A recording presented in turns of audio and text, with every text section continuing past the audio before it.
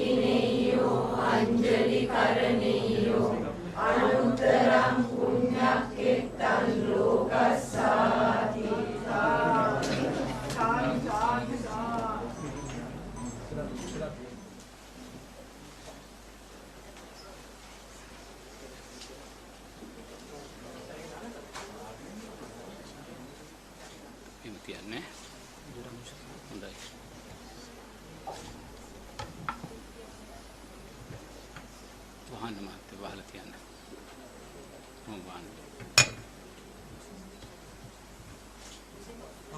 හරි මම පස්සේ බලන්න.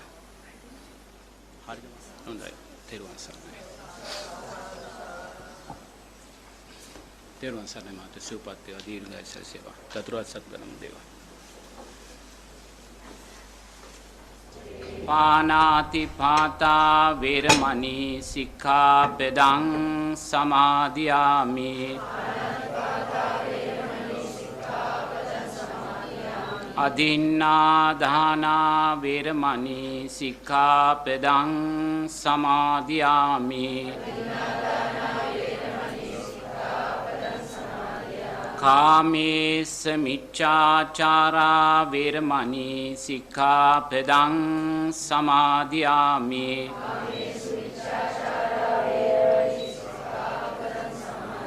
මුස්සාවාදා වේරමණී සික්ඛාපදං සමාදියාමි. සුරාමේරය මජ්ජපමා දට්ඨානා වේරමණී සික්ඛාපදං සමාදියාමි.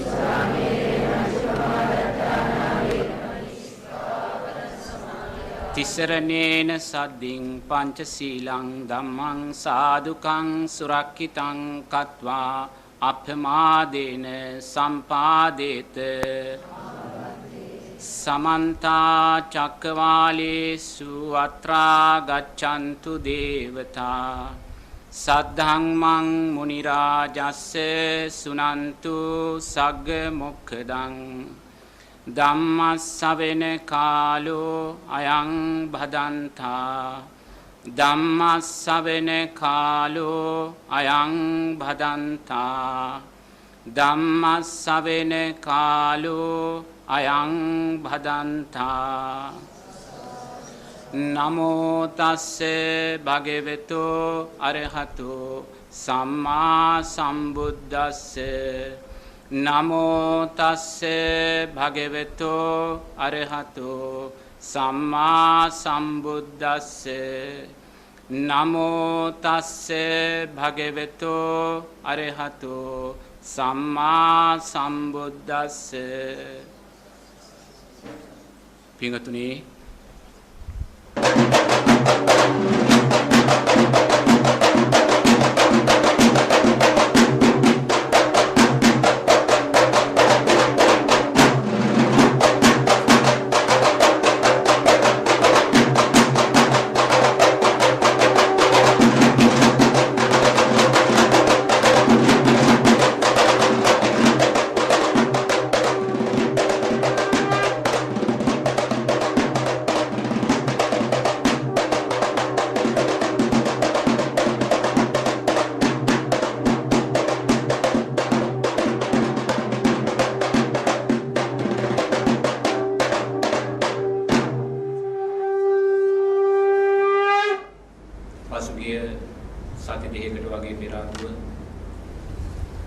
අපිට ගෞරවනීය ආරාධනයක් සිදු කළා.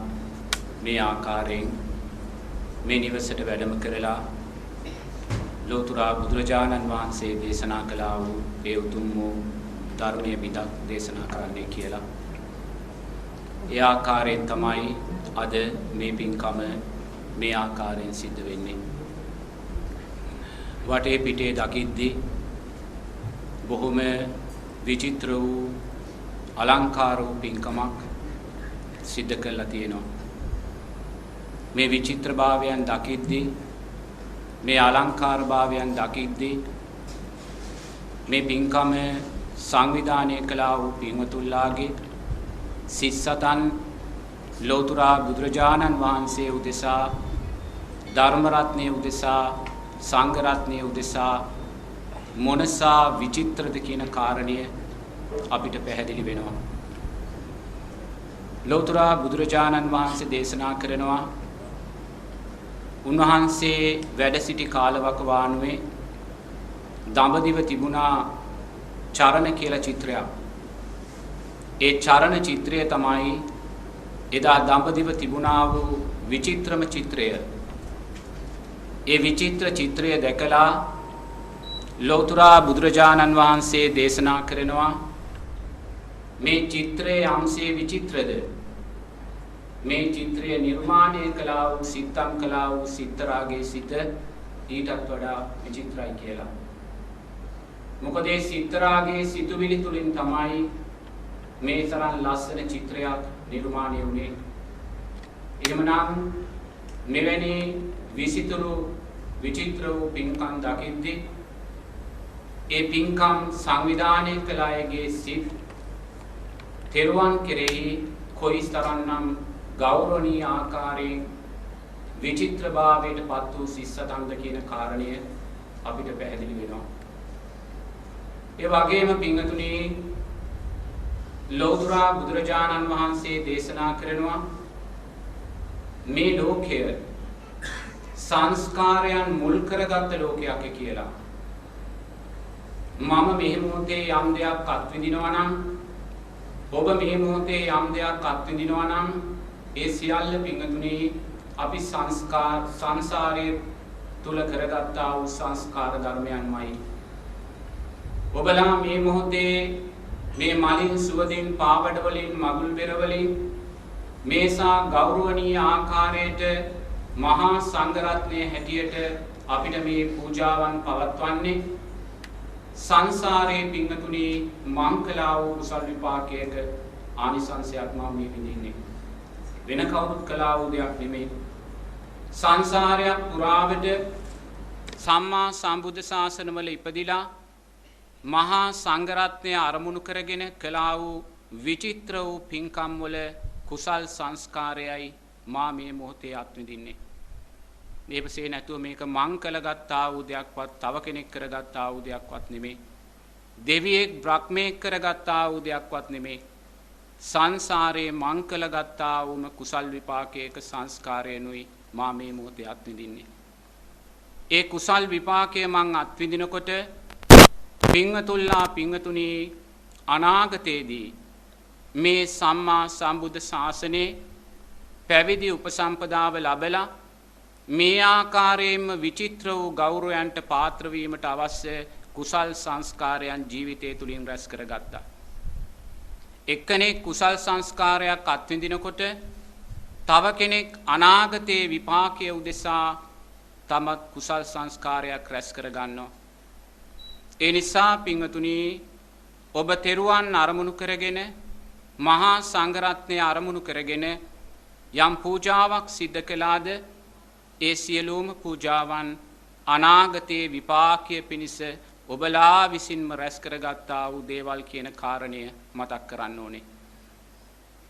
නමුත් මේ වෙලාවේ මේසා විචිත්‍රාකාරයෙන් මේ කළා වූ සියලුම පින්කම් පූජාවන් මේ මලින් සුවඳින් පහන් ආලෝකයෙන් ඒ වගේම අෂ්ටපාන පූජාවන් මේ මගුල් බෙර පූජාවන් පාවඩ පූජාවන් මේ සියලුම පූජාවන්ගෙන් මහා සංඝරත්නය අරමුණු කරගෙන ඔබ මේ භික්ෂුවට මේ වැඩ සිටින මහා සංඝරත්නයට පූජාවන් පැවැත්වුවත් මම නම් පින්වතුනි ඔබ මේ පූජා කළා වූ එක මලක්වත් මට පූජා කළායි කියන කාරණය මන් දකින්නේ නැහැ. ඒ නිසා මේ කිසිම පූජාවක් නිසා එක දශමයක හෝ ඇලීමක් මා තුල සකස් වෙන්නේ නැහැ. මොකද ඔබ යම් පූජාවක් අපට සිද්ධ කළා නම් මහා සංඝරත්නය අරමුණු කරගෙන ඒ සංඝරත්නය අරමුණු කරගෙන ඔබ මේ පූජාව සිද්ධ කරන්න පින්වතුනි සංඝයා හැටියට අපේ යම් ගුණයක් දැකලා අපේ යම් සීලයක් අපේ යම් සමාධියක් අපේ යම් ප්‍රඥාවක් දැකලා එහෙමනම් පින්වතුනි ඒ ඔබ දැක්කා වූ ගුණය ඇති කරගන්න අපිට පාර පෙන්වුවේ ලෝතර බුදුරජාණන් වහන්සේමයි. විනය කාරණා 227ක් පනවලා ඒ මහා සංඝරත්නයේ ආරෂ්ඨාංගික මාර්ගය තුල ශක්තිමත් ආකාරයෙන් චතුරාර්ය සත්‍ය ධර්මයන් අවබෝධ කරගන්න දිශාව පෙන්වුවේ ලෝතර බුදුරජාණන් වහන්සේමයි. භික්ෂුවකට හොඳයි කියන තැනට එන්න පාර පෙන්වන්න පින්වතුනි උන්වහන්සේ 45 වසරක් පුරාවට අප්‍රමාණ වෙහෙසක් ගත්තා. එහෙමනම් මහා සංඝරත්නයේ හැටියට මමත් මෙහි වැඩ සිටින්නා වූ ගෞරවනීය ඒ ස්වාමින් වහන්සේලා තුලත් ඔබ යම් ගුණයක් දකිනවා නම් ඒ ගුණය ඇති කරන්න හේතුුනේ ලෞතර බුදුරජාණන් වහන්සේමයි පිංගතුනි. ඒ නිසා ඔබ එක මලක් පූජා කළත් මල් දහසක් පූජා කළත් ඒ එක මලත් ඒ මල් දහසත් අයිති ලෞතර බුදුරජාණන් වහන්සේටමයි. ඒ නිසා ඔබ මේ මොහොතේ ගෞරවයෙන් මේ සිද්ධ කළා වූ මේ ආලෝකයෙන් සුවඳ දුමින් සුවඳ මලින් ඒ අෂ්ටපාන වලින් හේවිසි වයමින් මගුල් බෙර වයමින් ඒ පාවඩ පූජාවන් තුලින් ඔබ යම් පූජාවක් සිද්ධ කරගත්තද ඒ සියලුම පූජාවෝ ඒ ලෞතර අමාමෑණී සම්මා සම්බුදුරජාණන් වහන්සේගේ ඒ උත්තම සම්මා සම්බුද්ධ ඥානය උදෙසා පූජා කරමි පූජා වේවා කියලා සාදු කියන්න. ඒ වගේම ධර්ම රත්නයේ අනන්ත වූ ගුණයන් උදෙසා සංඝ රත්නයේ අනන්ත වූ ඥානයන් උදෙසා මේ සියලු පූජාවෝ පූජා කරමි පූජා වේවා කියලා සාදු කියන්න. ධර්ම දායාද සූත්‍රයේදී පිංගතුනි ලෞතර බුදුරජාණන් වහන්සේ තමන්ගේ ශ්‍රාවකයන්ගෙන් සංඝයාගෙන් ඉල්ලනවා මහණෙනි සද්ධර්මයට දායාද වෙලා ජීවත් වෙන්න කියන කාරණය. ඔබලා සද්ධර්මයේ උරුමය කොටගෙන ජීවත් වෙන්න. ලාභ සත්කාර කීර්ති ප්‍රශංසා වලට යට වෙන්න එපා, ඒවට ඇලෙන්න එපා. ඔබ ධර්මයට දායාද නොවි ජීවත් වුණොත් ගිහි පිංගතුල්ලා ඔබලාට චෝදනා කරાવી. ගිහි පිංගතුල්ලා ඔබලාට ගරහාවි කියලා ලෞතර බුදුරජාණන් වහන්සේ ශ්‍රාවකයින් වන අපගෙන් ඉල්ලා සිටිනවා. එහෙම ඉල්ලා සිටලා නැවතත් ලෞතර බුදුරජාණන් වහන්සේ දේශනා කරනවා ඔබ යම් හේකින් සද්ධර්මයට ගෞරව නොවි දායාද නොවි ඔබ ලාභ සත්කාර කීර්ති ප්‍රශංසාවන්ට දායාද වුණොත් ගිහි පිංගතුල්ලා ඔබලාට විතරක් නෙමේ ඔබලාගේ ශාස්තුන් වහන්සේ වන මටත් නිගරු කරાવી ගරහාවි කියලා. බලන්න ලෞතර බුදුරජාණන් වහන්සේ තමන්ගේ ශ්‍රාවකීන්ගෙන් අම්මා කෙනෙක් දරුවෙක්ගෙන් ඉල්ලනවා වගේ කාරුණික ඉල්ලීමක් කරනවා. සද්ධර්මයට දායාද වෙලා ජීවත් වෙන්න. සීලයට දායාද වෙලා ජීවත් වෙන්න, සමාධියට දායාද වෙලා ජීවත් වෙන්න, ප්‍රඥාවටම දායාද වෙලා ජීවත් වෙන්න, ලාභ සත්කාර කීර්ති ප්‍රශංසාවන්ට දායාද වෙන්න එපා කියලා. ඔබලා එහෙම දායාද වුණොත් ලෝකයා ඔබලාට විතරක් නෙමේ ඔබලාගේ ශාස්තුන් වහන්සේ වන මටත් නිගරු කරાવી කියලායි ලෞතර බුදුරජාණන් වහන්සේ දේශනා කරන්නේ. එහෙමනම් පිංගතුනි ගිහි පිංගතුල්ලා හැටියට පිංගතුල්ලා මහා සංඝ රත්නය අරමුණු කරගෙන මෙවැනි උපහාරයන් පූජාවන් දක්වද්දී අපේ හිත් තුළ නික්ලේශී සතුටක් ඇති වෙනවා. අනේ ඔබලා මේ පූජාවන් දක්වන්නේ අපි බුදුරජාණන් වහන්සේ දේශනා කළා වූ ආකාරයට සද්ධර්මයේ උරුමය කරගෙන ජීවත් වුණ නිසාමයි කියලා.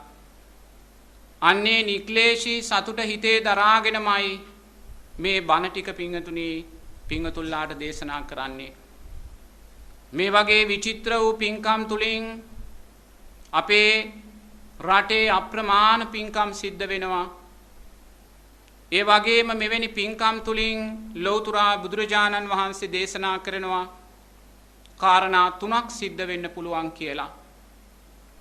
මෙවැනි පින්කම් තුලින් පිංගතුනි දුගතිය කියන කාරණය සකස් කරගන්න පුළුවන්. මෙවැනි පින්කම් තුලින් සුගතිය කියන කාරණයක් සකස් කරගන්න පුළුවන්. මෙවැනි පින්කම් තුලින් විදර්ශනා නුවණ ඥානය කියන කාරණය සකස් කරගන්න පුළුවන්. මේ කාරණා තුනම පිංගතුනි පින්කමක් තුල සැඟවිලා තියෙනවා කියලා බුදුරජාණන් වහන්සේ දේශනා කරනවා. අපි දැකලා තියෙනවා මොනරා කියන පක්ෂියා. මේ මොනරා කියන පක්ෂියා පිංගතුනි පක්ෂී ලෝකේ විචිත්‍ර වූ පක්ෂියෙක්. මේ මොනරාට මේ විචිත්‍රභාවය ලැබෙන්නේ කුමක් නිසාද? එයා පෙර ජීවිතවල මනුස්ස ජීවිතයක ඉපදිලා කරගත්තා වූ පින්කම් වල අසිරිමත් භාවය නිසායි මොනරාට විචිත්‍රභාවයක් ලැබෙන්නේ. නමුත් මනුස්ස ජීවිතයක් ලබලා එයා පින්කම් සිද්ධ කරගත්තා. නමුත් සිල්පද ආරක්ෂා කරගෙන නෙමේ පින්කම් සිද්ධ කරගත්තේ. පංචශීලය ආරක්ෂා කරගෙන නෙමේ පින්කම් සිද්ධ කරගත්තේ. සිල්පද ආරක්ෂා නොකර ගැනීම නිසා සතර අපායට තිරිසන් ලෝකෙට වැටුණා. නමුත් කළා වූ පින්කම නිසා ඒ තිරිසන් ලෝකෙදී විචිත්‍රභාවය ලැබුණා. හේතුඵල ධර්මයන්. බුදුරජාණන් වහන්සේගේ කාලේ එක්තරා ගංගාවක පිංගතුණී ලස්සන මාළුවෙක් හිටියා. ඒ මාළුවා රත්තරන් පාටයි. රත්තරණින් නෙළුවා වගේ වර්ණවත් ඒ මාළුවා. නමුත් මේ මාළුවා කට ඇරිය ගමන් ප්‍රදේශෙම දුර්ගන්ධයක් පැතිරෙනවා, ඉන්න බෑ කාටවත්. මේ මාළුවා අල්ලලා ජනතාව අරගෙන යනවා බුදුරජාණන් වහන්සේ ළඟට.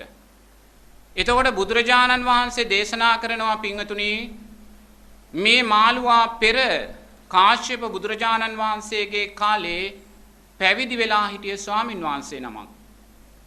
ඒ ස්වාමින් වහන්සේ පින්කම් සිද්ධ කළා. නමුත් සිල්පද ආරක්ෂා කරගත්තේ නැහැ. පිසුනා වාචා, පරුෂා වාචා, සම්පප්පලාපා, මුසාවාදා කියන සිල්පද ආරක්ෂා කරගත්තේ නැහැ. ඒ නිසා තිරිසන් ලෝකෙට වැටුණා, මාළු කුලයක ඉපදුනා. නමුත් අර වචනයෙන් සිද්ධ වෙන්නා වූ අකුසල් සිද්ධ කර ගැනීම නිසා කට අරිනකොටම මහා දුර්ගන්ධය හේතුඵල ධර්මයන්. ඒතර බලන්න පින්කම් සිද්ධ කළා, සීලෙන් පරිපූර්ණ භාවයට පත් උනේ නැහැ. දිව්‍ය තලවල පිංගතුණී අපි දිව්‍ය ලෝකයේ කියද්දී අපි නිතරම දකින්නේ දෙවියා දිව්‍යාංගනාව කියන කාරණය පමණයි. නමුත් ලෞතුරා බුදුරජාණන් වහන්සේ දේශනා කරනවා මේ දිව්‍ය තලවල පිංගතුණී දිව්‍ය සත්වයින් ජීවත් වෙනවා කියලා. ඒගොල්ලන්ට දෙවියා දිව්‍යාංගනාව කියන තැනට යන්න පුළුවන් කමක් ලැබුණේ නැහැ.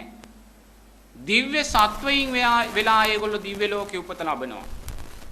ස්වාමින් වහන්සේ නමක් සමාධියෙන් දකින්නකොට අරමුණු කරලා බලනකොට ඒ ස්වාමින් වහන්සේට පෙනෙනවලු දිව්‍ය අජානීය අස්වැයින්, දිව්‍ය ඇතුන්, දිව්‍ය හාවුන්, දිව්‍ය මොනරුන්, මේ දිව්‍ය ලෝකේ ජීවත් වෙන්නා වූ සතුන්.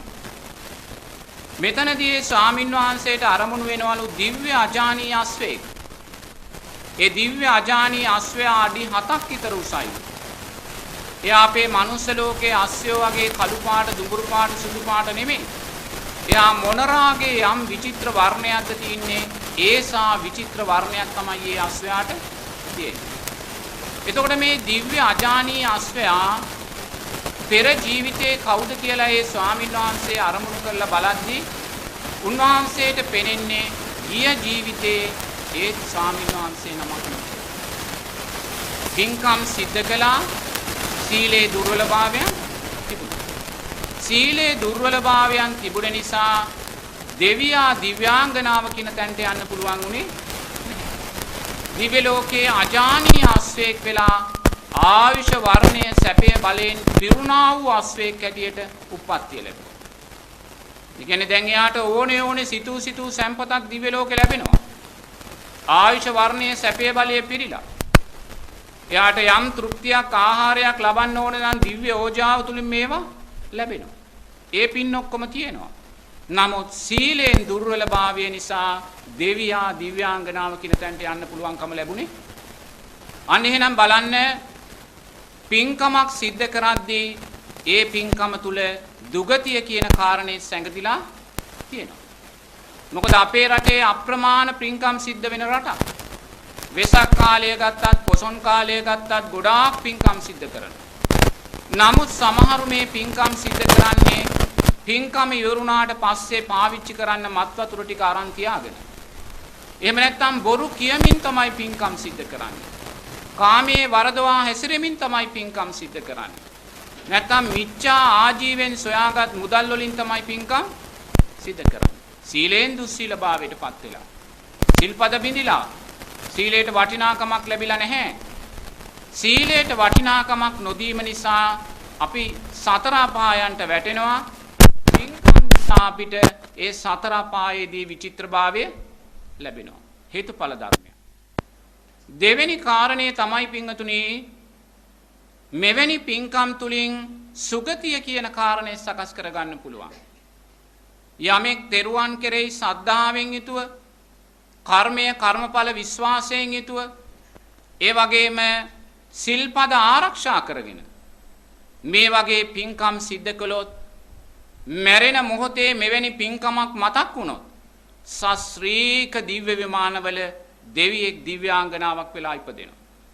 සස්ත්‍රීක දිව්‍යාංගනාවක් දෙවියෙක් වෙලා.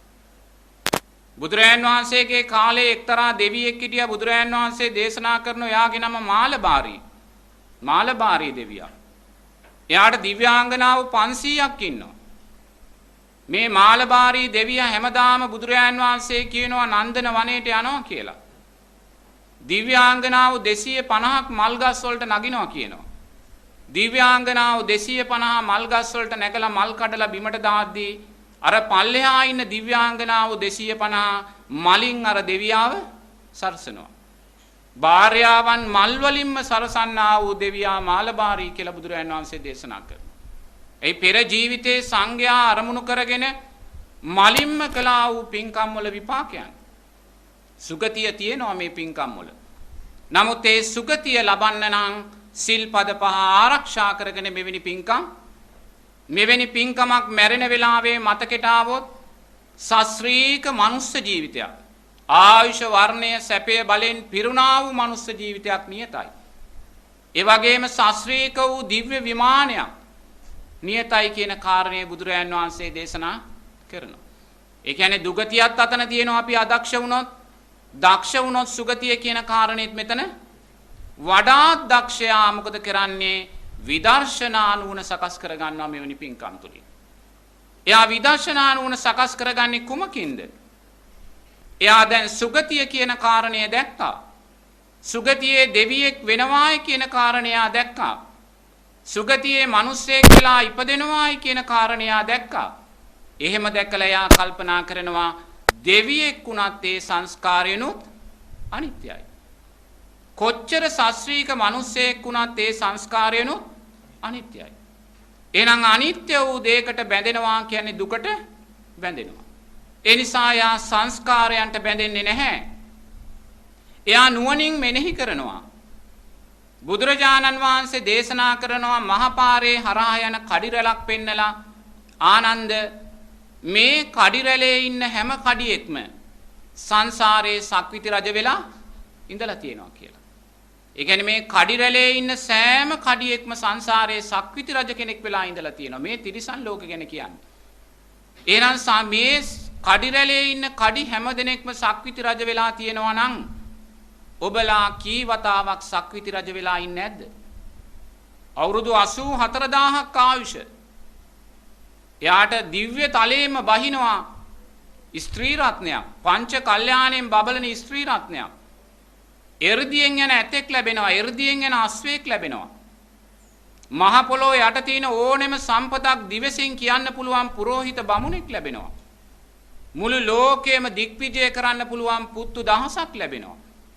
එනම් බලන්න එවැනි අසිරියක් අපි ලබලා තියෙනවා සංසාරේ. ඒ සක්විති රජුරුවන්ගේ අර ස්ත්‍රී රත්නය වෙලා ඔබලා ඉපදිලා තියෙනවා. මුළු දෙදෙව් ලෝටම අධිපති සක්‍රයා වෙලා මෙතන ඉන්න හැම කෙනෙක්ම ඉපදිලා තියෙනවා කියලා බුදුරජාන් වහන්සේ කියනවා. සක්‍රයාගේ දේවිය සුජම්පති වෙලා ඒ සක්‍ර සැප විඳලා තියෙනවා කියලා බුදුරජාන් වහන්සේ දේශනා කරනවා. එහෙනම් මේසා අසිරියක් අපි වින්දේ කුමක් නිසාද? පින්කම් නිසා. සීලය නිසා, පින්කම් නිසා, කළා වූ පින්කම් නිසා. එහෙනම් කළා වූ ඒ පින්කම් වල සියලුම සංස්කාරයන් නිට්ටයද අනිත්‍යද? අනිත්‍යයි.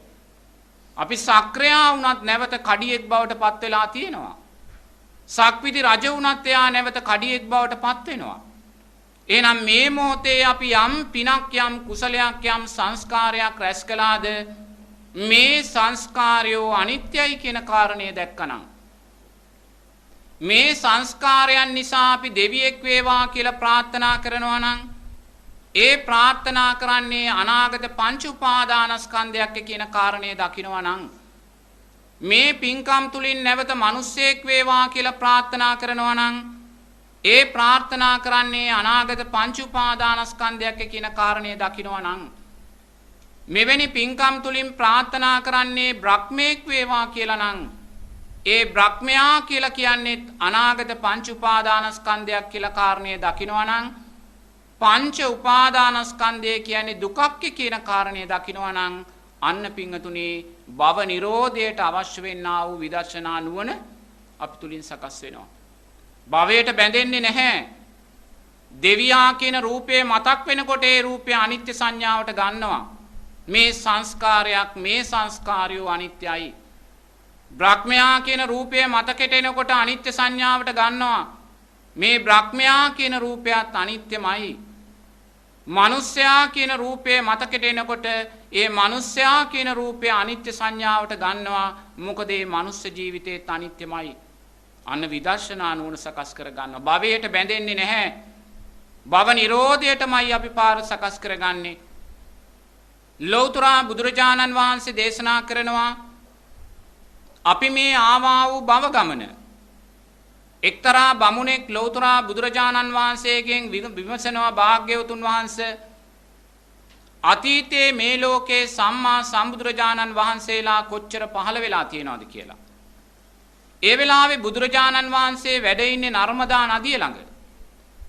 බුදුරජාණන් වහන්සේගේ මේ බමුණාගෙන් අහනවා බමුණ ඔබ දන්නවද මේ නර්මදා නදිය පටන් ගන්න තැන ඉඳලා මුහුදට වැටෙන තැන දක්වා තියෙන වැලිකඩ සංඛ්‍යාව කියලා. ඒ වෙලාවේ බමුණ කියනවා ඒ කෙසේනම් මං කියන්නද භාග්‍යවතුන් වහන්සේ.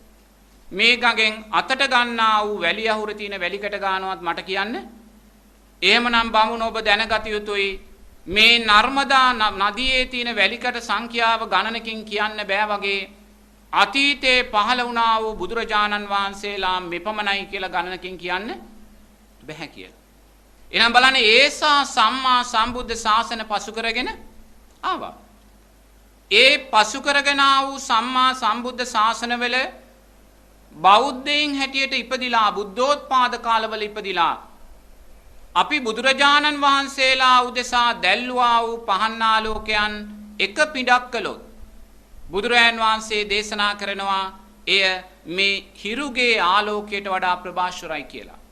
තේරුණාද? සම්මා සම්බුද්ධ ශාසනවල අපි බුදුරජාණන් වහන්සේලා උදෙසා දැල්වා වූ පහන් ආලෝකයන් මේ භව ගමනේදී එක පිටක් කළොත් එය මේ ඉරේ ආලෝකයට වඩා ප්‍රභාස්වරයි කියලා බුදුරයන් වහන්සේ දේශනා කරනවා.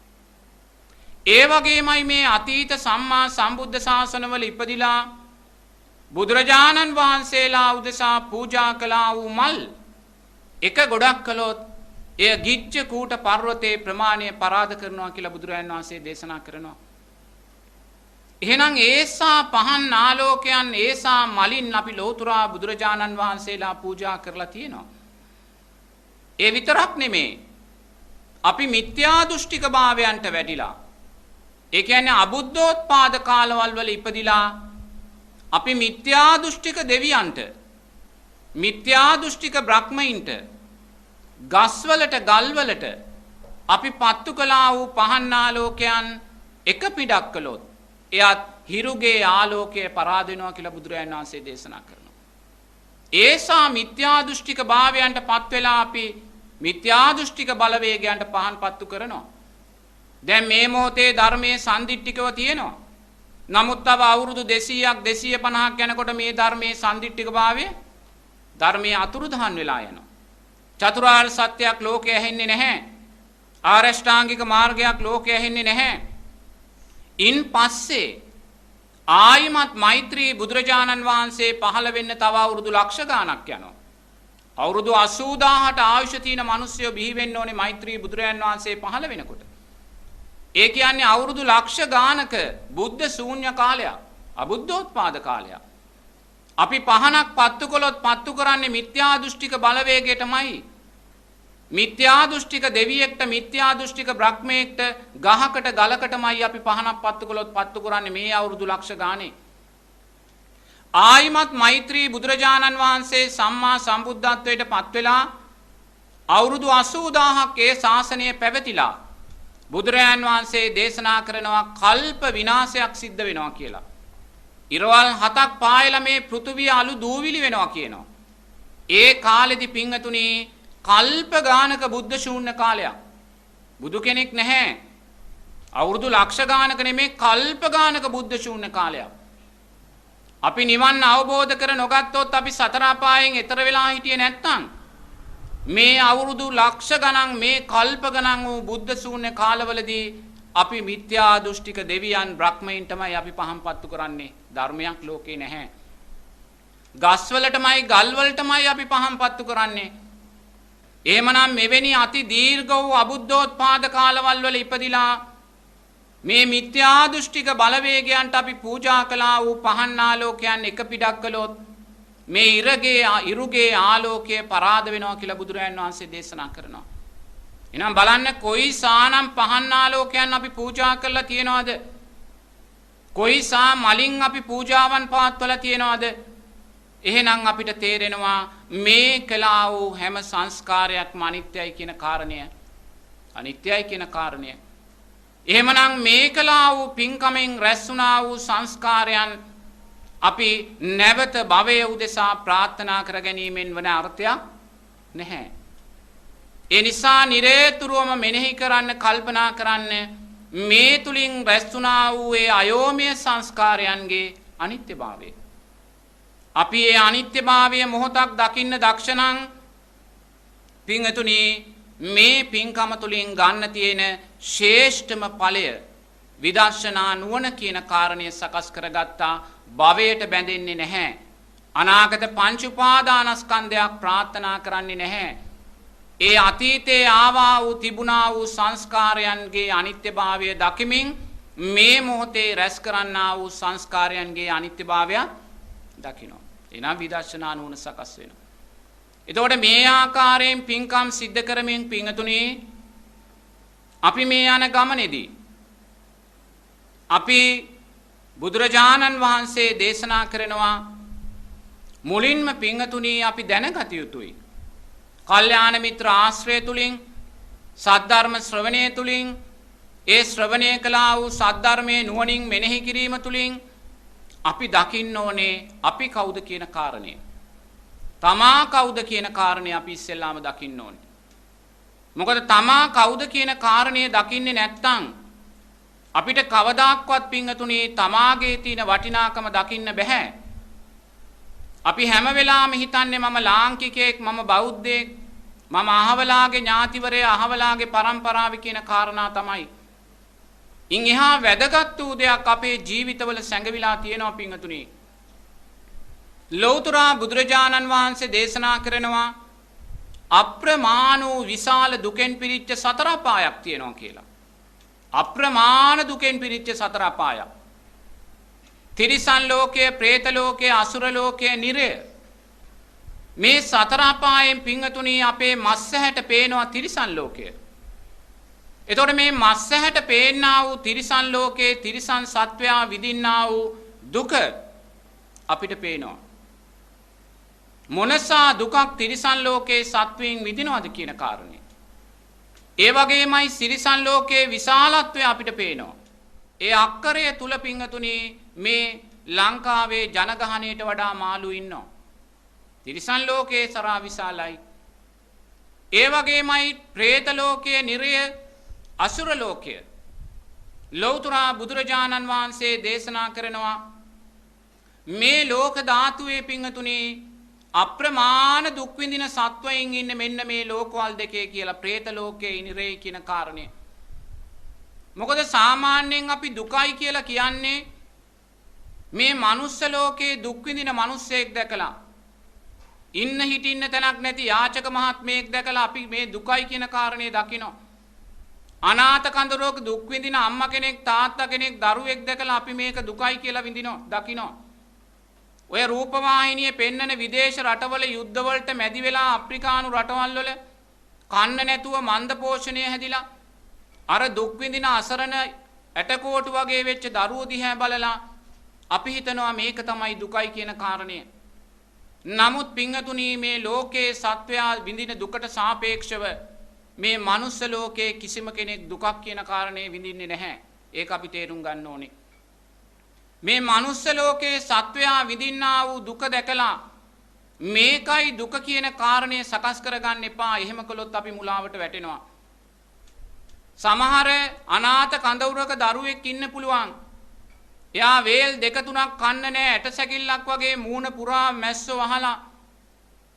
ඊටාම දකින්න අප්‍රසන්නයි. නමුත් පින්වතුනි මම කියන්නේ ඒ දරුවත් සැපයක් විඳින්න කියලා.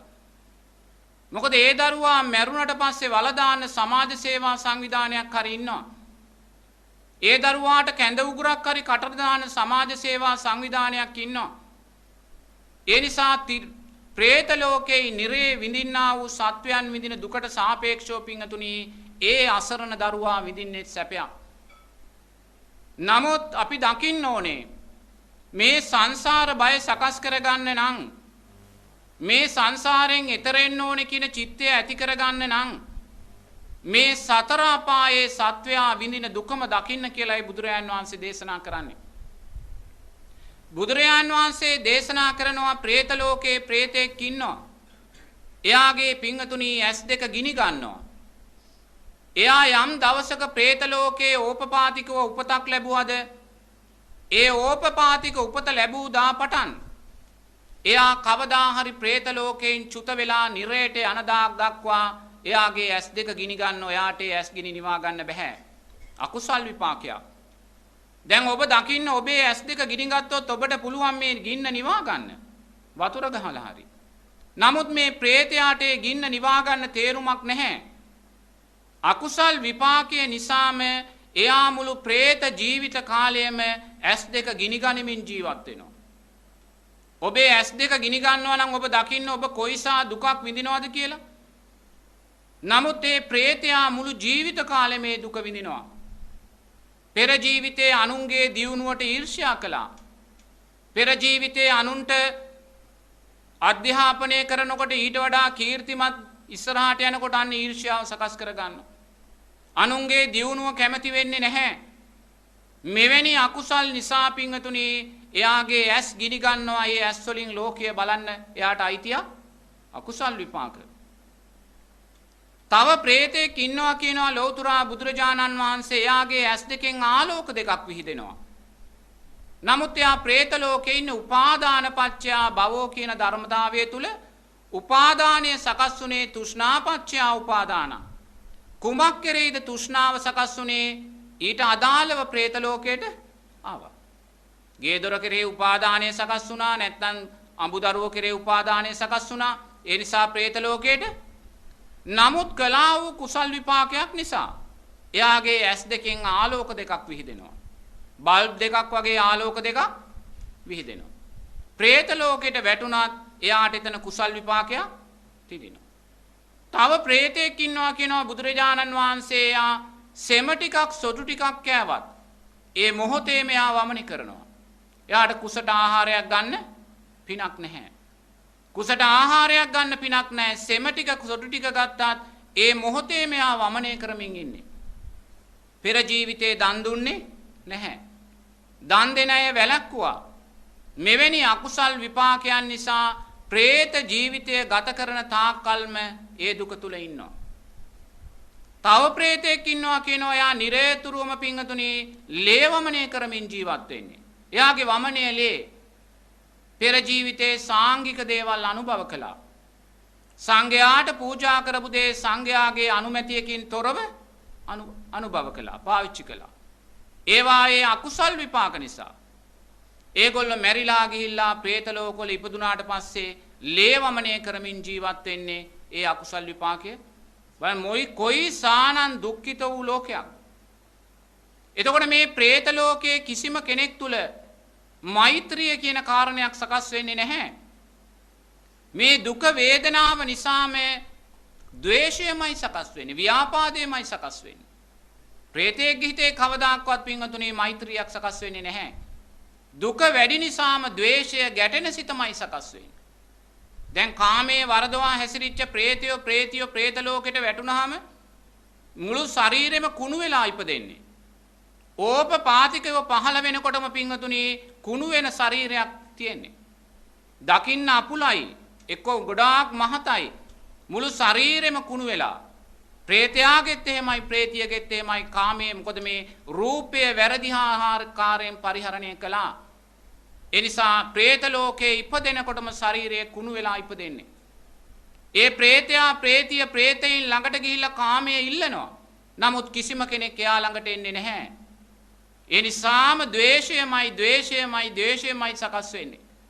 ද්වේෂය නිසාම පින්වතුනි තව තවත් නිරයටමයි යා ගොඩ එමක් නැහැ. කල්ප ගානක් ගොඩ එමක් නැහැ.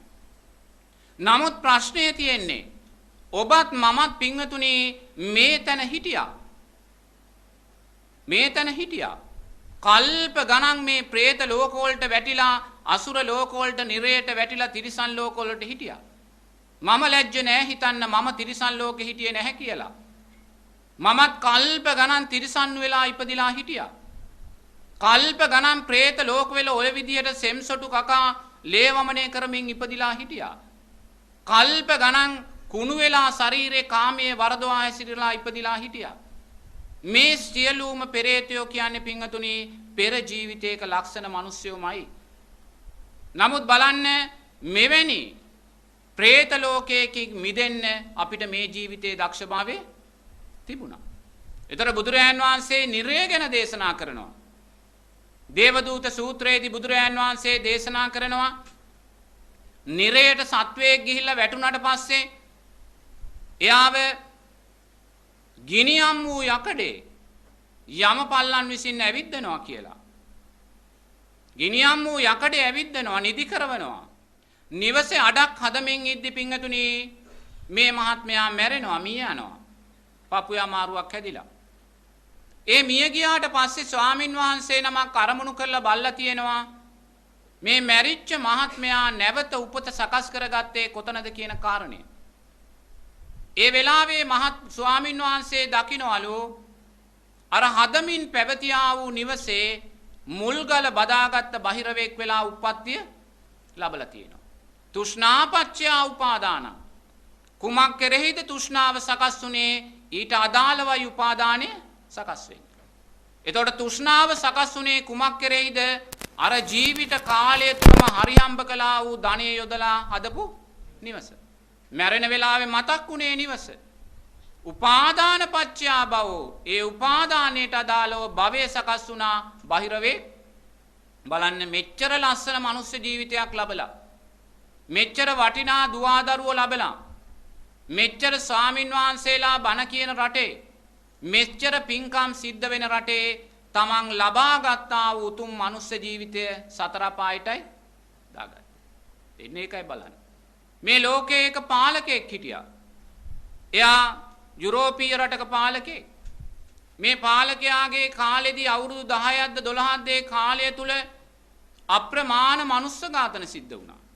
මේ ලෝකයේම වන්දනා කරපු ලෝකයේම ගරු කරපු පාලකෙක්. මේ පාලකයා මැරුණාට පස්සේ අපි දන්න ස්වාමින් වහන්සේ කෙනෙක් අරමුණු කරලා බලලා තියෙනවා මේ පාලකයා මැරිලා උප්පත්තිය ලැබුවේ කොහෙද කියලා. එතකොට ඒ ස්වාමීන් වහන්සේට අරමුණු වෙන්නේ ඌරු පැටියෙක් හැටියට උප්පත්තිය. ඇයි? නැවත මැරුම් කන්න. මොකද එයාගේ කාලය තුල අප්‍රමාණ වූ මනුස්ස ඝාතන සිද්ධ වුණා යුද්ධයේ නාමයෙන්. ඒ නිසාම මැරෙන වෙලාවේ මේවා සිහිපත් වෙලා ඊට අදාළ ප්‍රතිසන්දියකට තමයි වැටුනේ. දැන් එයා මාස 6න් 6ට ජීවිතේ නැති කරගන්නවා. බලන්න අරසා මුළු ලෝකේම පූජිතභාවයට පත් වෙන්න මුළු ලෝකේම වන්දනාවට ලක් වෙන්න පුළුවන් වෙච්ච අය එක මොහොතකින් පින්වතුනි සතර පායට වැටුණා. එහෙමනම් කල්පනා කරන්න ඔබලා ලබා ගත්තා වූ උපත කොයිසානං ශ්‍රේෂ්ඨ උපතක්ද මේසා බියකර වූ විසම වූ සතර පායකින් මිදිලා ලබා ගත්ත නිසා. දෙවෙනි කාරණය තමයි පින්වතුනි අප්‍රමාණ වූ කෝටි ප්‍රකෝටි ගාණක් මිත්‍යා දෘෂ්ටික ලෝකයක් අපි ඉස්සරහා තියෙනවා. මිත්‍යා දෘෂ්ටික ලෝකයක්. කර්මය කර්මඵල විශ්වාසය හඳුනන්නේ නැහැ. තෙරුවන් කෙරෙහි ශ්‍රද්ධාව හඳුනන්නේ නැහැ.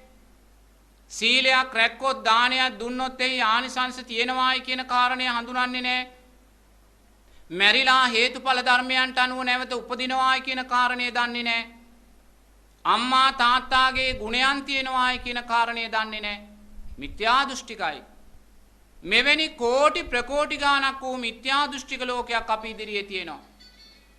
මෙවැනි කෝටි ප්‍රකෝටි ගාණක් වූ මිත්‍යා දෘෂ්ටික ලෝකය අභිබවලා අපි සම්මා දිට්ඨියටපත් වෙන්න පුළුවන් දක්ෂභාවය ලැබුණා.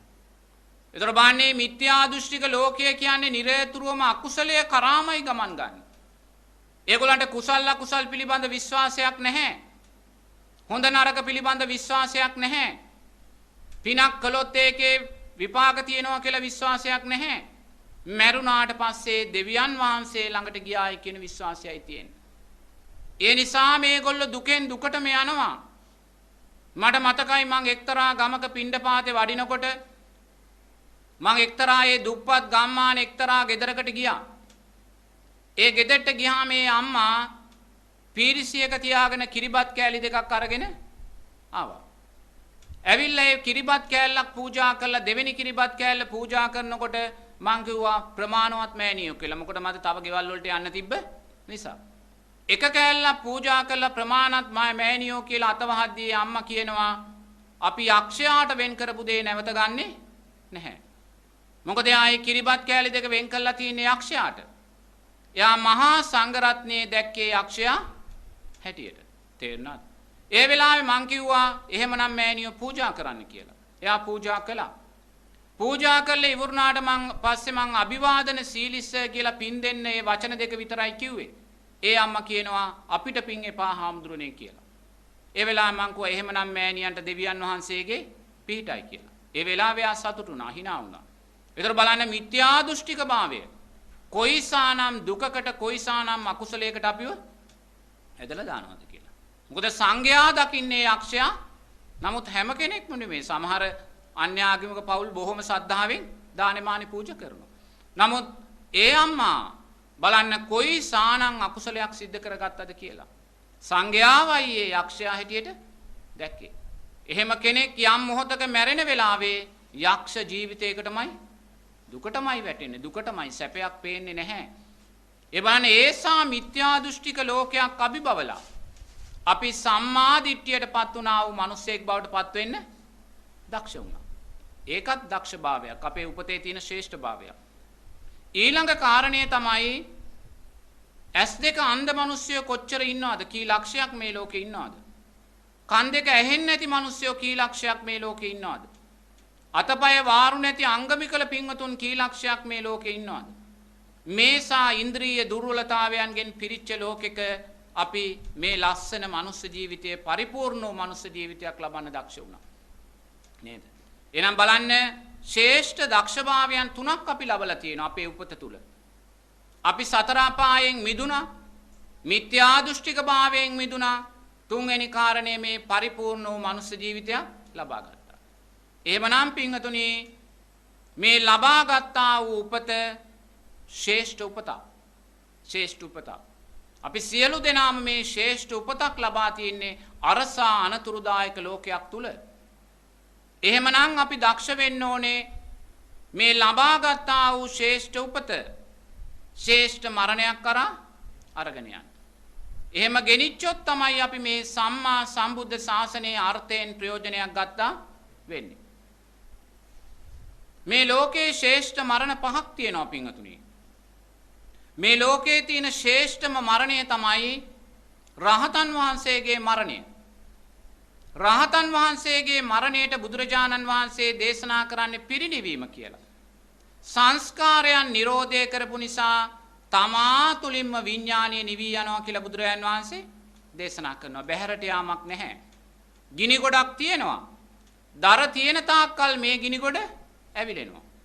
දර සියලු දේම අහවර වුණාට පස්සේ ගිනි ගොඩ තුලින්ම ගින්දර නිවී යන්නේ යම්සේද සංස්කාරයන් නිරෝධය කරපු නිසා විඥානීය තමා තුලින්ම නිවිල යනවා කියලා බුදුරජාණන් වහන්සේ දේශනා කරනවා. නැවත උපතක් නැති රහතන් වහන්සේගේ පිරිනිවීම තමයි මේ ලෝක ධාතුව තුල තියෙන ශ්‍රේෂ්ඨම පළවෙනි මරණය. ඒ මරණය තියෙන්නේ මේ සම්මා සම්බුද්ධ ශාසනයේ විතරයි. දෙවෙනි ශ්‍රේෂ්ඨ මරණය තමයි අනාගාමී පින්වතාගේ මරණය. එයා තුල කාමරාග පටිග නැහැ. මෝහය අනුස්සය වශයෙන් තියෙනවා. මෝහය අනුස්සය වශයෙන් තියෙන නිසාම බුදුරජාන් වහන්සේ දේශනා කරනවා එයා එකම එක ආත්ම භාවයක් මේ ලෝකේ නැවත උපත ලබනවා. දෙවෙනි ආත්ම භාවයක් නැහැ. මේ එකම එක ආත්ම භාවයක් පමණක් නැවත මේ භවයේ සැරිසරන අනාගාමී පින්වතාගේ මරණය තමයි මේ ලෝකයේ තියෙන ශ්‍රේෂ්ඨම දෙවෙනි මරණය. ඒ මරණය තියෙන්නේ මේ සම්මා සම්බුද්ධ ශාසනය පමණයි. තුන්වෙනි ශ්‍රේෂ්ඨ මරණය තමයි මේ සකෘදාගාමී පින්වතාගේ මරණය. එයා තුල කාම රාග පටිග අනුශය වශයෙන් තියෙනවා. අලු යට තියෙන ගින්දර වගේ ප්‍රකට නැහැ. ඒ අනුශය වශයෙන් තියෙන නිසාම එයා උපරිම ආත්ම භාව දෙකක් මේ භවයේ සැරිසරනවා. තුන්වෙනි ආත්ම භාවයක් එයාට උපරිම ආත්ම භාව දෙකක් භවයේ සැරිසරන මේ අනාගාමී පින්වතාගේ මරණය තමයි මේ ලෝකයේ තියෙන ශ්‍රේෂ්ඨ තුන්වෙනි මරණය. ඒ මරණය තියෙන්නේ මේ සම්මා සම්බුද්ධ ශාසනය පමණයි. හතරවෙනි ශ්‍රේෂ්ඨ මරණය පින්වතුනි සතර අපායෙන් මිදුණ කෙනාගේ මරණය.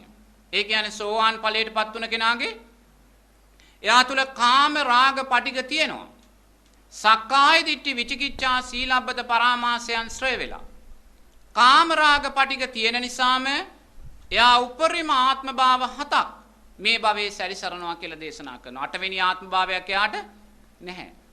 මේ උපරිම ආත්ම භාව හතකට මේ භව ගමන සීමා කරපු සෝවාන් පින්වතාගේ මරණය තමයි මේ ශ්‍රේෂ්ඨ හතරවෙනි මරණය මේ ලෝකේ තියෙන. ඒ මරණය තියෙන්නේ මේ සම්මා සම්බුද්ධ ශාසනය විතරයි. ඊළඟ ශ්‍රේෂ්ඨ මරණය පස්වෙනි මරණය තමයි මේ සද්ධානුසාරී ධම්මානුසාරී කියන පුද්ගලයන් දෙදෙනාගේ මරණය. ඒ දෙන තාම නිවන් මාර්ගයට අවතීර්ණ වෙලා නැහැ. සෝවාන් මාර්ගය තුල ඉන්නේ. යමෙක් සෝවාන් ඵලයටපත් උනායි කියලා බුදුරජාණන් වහන්සේ දේශනා කරන්නේ. එයා තුල ඉන්ද්‍රිය ධර්මයන් සමව වැඩින වෙලාවේ. ඉන්ද්‍රිය ධර්මයන් කියන්නේ මොනවද? සද්ධා, වීරය, සති, සමාධි, ප්‍රඥා. මෙන්න මේ ඉන්ද්‍රිය ධර්මයන් පහ සමව වැඩෙන වෙලාවේ එයා සෝවාන් ඵලයට. නමුත් මේ සද්ධානුසාරී කියන කෙනාගේ සද්ධාව කියන පැත්ත වැඩිලා තියෙනවා, ප්‍රඥාව කියන පැත්ත වැඩිලා නැහැ. ප්‍රඥාව වැඩිලා නැහැ. මොකද අපි සද්ධාව වඩවා ගන්න ඕනේ ප්‍රඥාව මෝදු කරමින්. තේරෙනවද? මේ මැද්දේ සතිය 100 තියලා තියෙන සතියෙන් 100න් යුතු අපි මේ දෙක සමබර කරගන්න. නමුත් එයා තුල තාම මේක සමබර කරගන්න සතිය 100 සකස් වෙලා නැහැ. ඒ නිසා සද්ධාව තියෙනවා, ප්‍රඥාවේ දුර්වලතාවයන් සකස් වෙලා එයා සද්ධානුසාරී කියන තැන ඉන්නවා. ඊළඟ කෙනා තමයි ධම්මානුසාරී. ධම්මානුසාරී කියලා කිව්වේ එයා ධර්මයේ පිළිබඳ හොඳ දැනීමක් තියෙනවා. ධර්මයේ කතා කරනවා, ධර්මයේ සාකච්ඡා කරනවා, ධර්ම පතපොත ලියනවා. මේ සියල්ල කළත් සද්ධාවේ සහ ප්‍රඥාවේ දුර්වලතාවයන් තියෙනවා. නමුත් මේ දෙන්නා තමයි සෝවාන් මාර්ගය තුල ඉන්න දෙන්නා. මෙන්න මේ දෙන්නාගේ මරණය මේ ලෝක ධාතුවේ තුල තියෙන පස්වෙනි ශ්‍රේෂ්ඨ මරණය. එය තියෙන්නේ මේ සම්මා සම්බුද්ධ ශාසනේ. එහෙමනම් බලන්න ශ්‍රේෂ්ඨ මරණ පහක් තියෙනවා. එහෙනම් බුදුරජාණන් වහන්සේ අපිට මේ පාර කියන්නේ දුකට යන්නද? සමහරු කියනවා බුදුරජාණන් වහන්සේ මේ දුක ගැනමයි කතා කරන්නේ, දුක ගැනමයි කතා කරන්නේ කියලා. දුක පෙන්නලා බුදුරජාණන් වහන්සේ අපිට මේ සැපේටමයි පාර කියන්නේ. සැපේටමයි. මේ භව ගමන නිරෝධය කරගන්න පාරටමයි, සැපේටමයි අපිට පාර කියන්නේ. නේ? එහෙනම් අපි ලබාගත්තා වූ ශ්‍රේෂ්ඨ උපත මේ ශ්‍රේෂ්ඨ මරණ පහකින් එකකින් අපි අහවර කරන්න. අපි අදක්ෂ නම් මේ මරණ ශ්‍රේෂ්ඨ මරණ පහට යන්න අපි සම්මා සම්බුද්ධ ශාසනයෙන් ප්‍රයෝජනයක් ගත්තේ නැහැ. මම අර මුලින් කිව්ව මහත්තුරු දෙන්නම මේ ශාසනයෙන් ප්‍රයෝජනයක් අරගත්තේ නැහැ. සුගතියේ ඉපදිලා ආයිමත් දුගතියටයි වැටුනේ. තේරුණාද? ඒ නිසා අපි දක්ෂ වෙන්න ඕනේ. මේ ලැබුවා වූ ශ්‍රේෂ්ඨ උපත ශ්‍රේෂ්ඨ උපතක් කියන කාරණය හඳුනාගෙන ඒ ශ්‍රේෂ්ඨ උපත ශ්‍රේෂ්ඨ මරණ පහකින් එකකට අරගෙන යන්න. ඒක තමයි දක්ෂභාවය.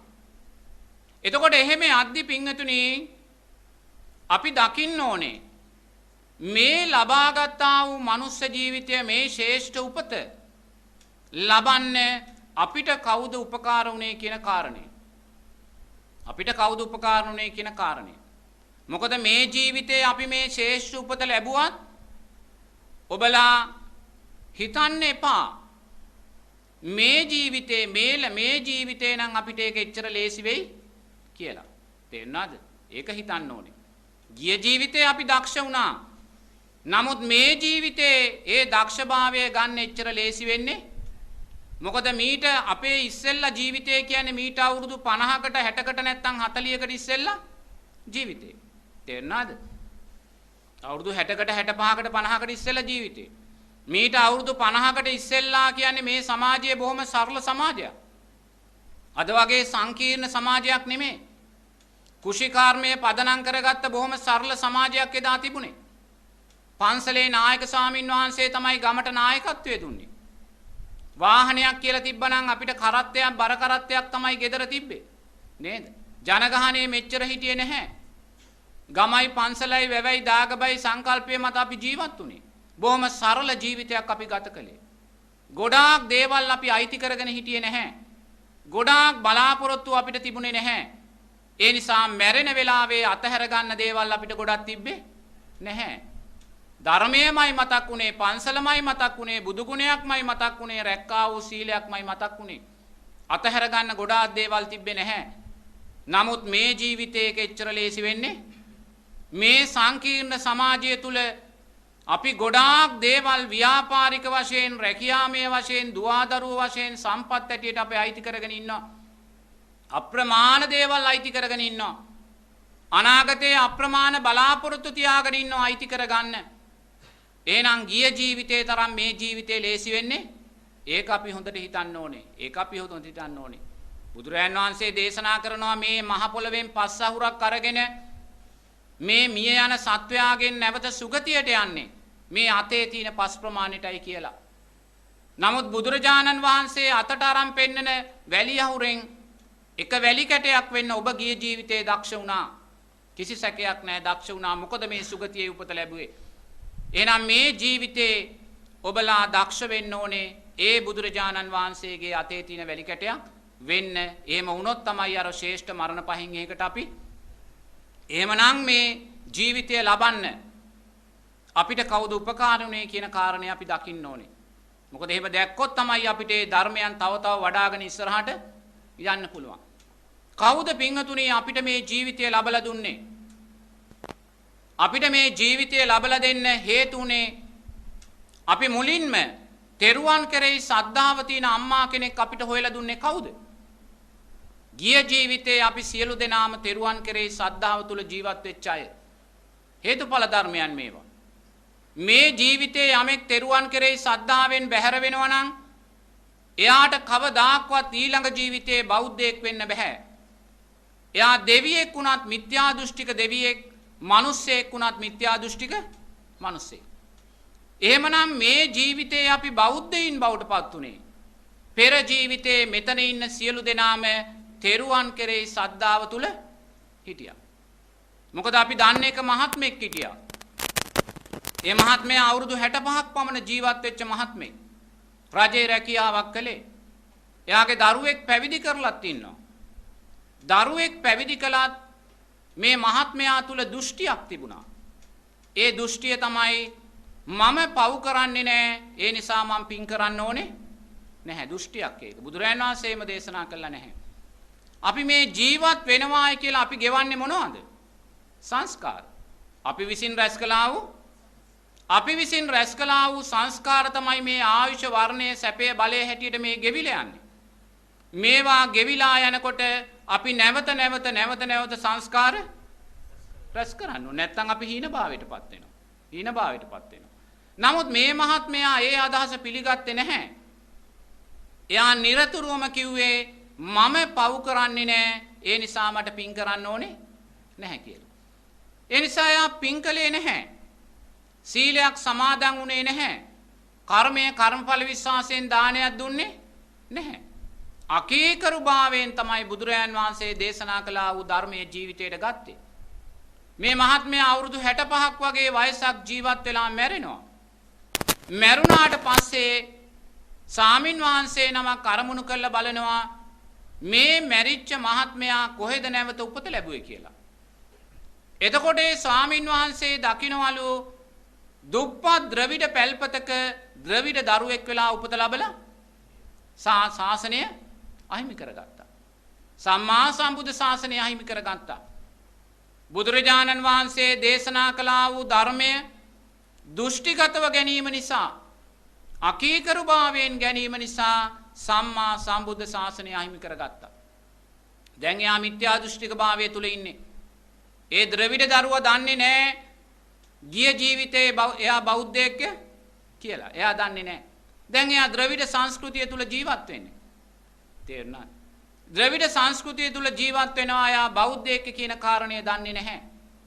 එහෙනම් බලන්න තෙරුවන් කෙරෙහි ශ්‍රද්ධාවෙන් අපි බැහැර වුණොත් මොකද්ද අපිට වෙන්නේ? මිත්‍යා දෘෂ්ටික භාවයටපත් වෙනවා.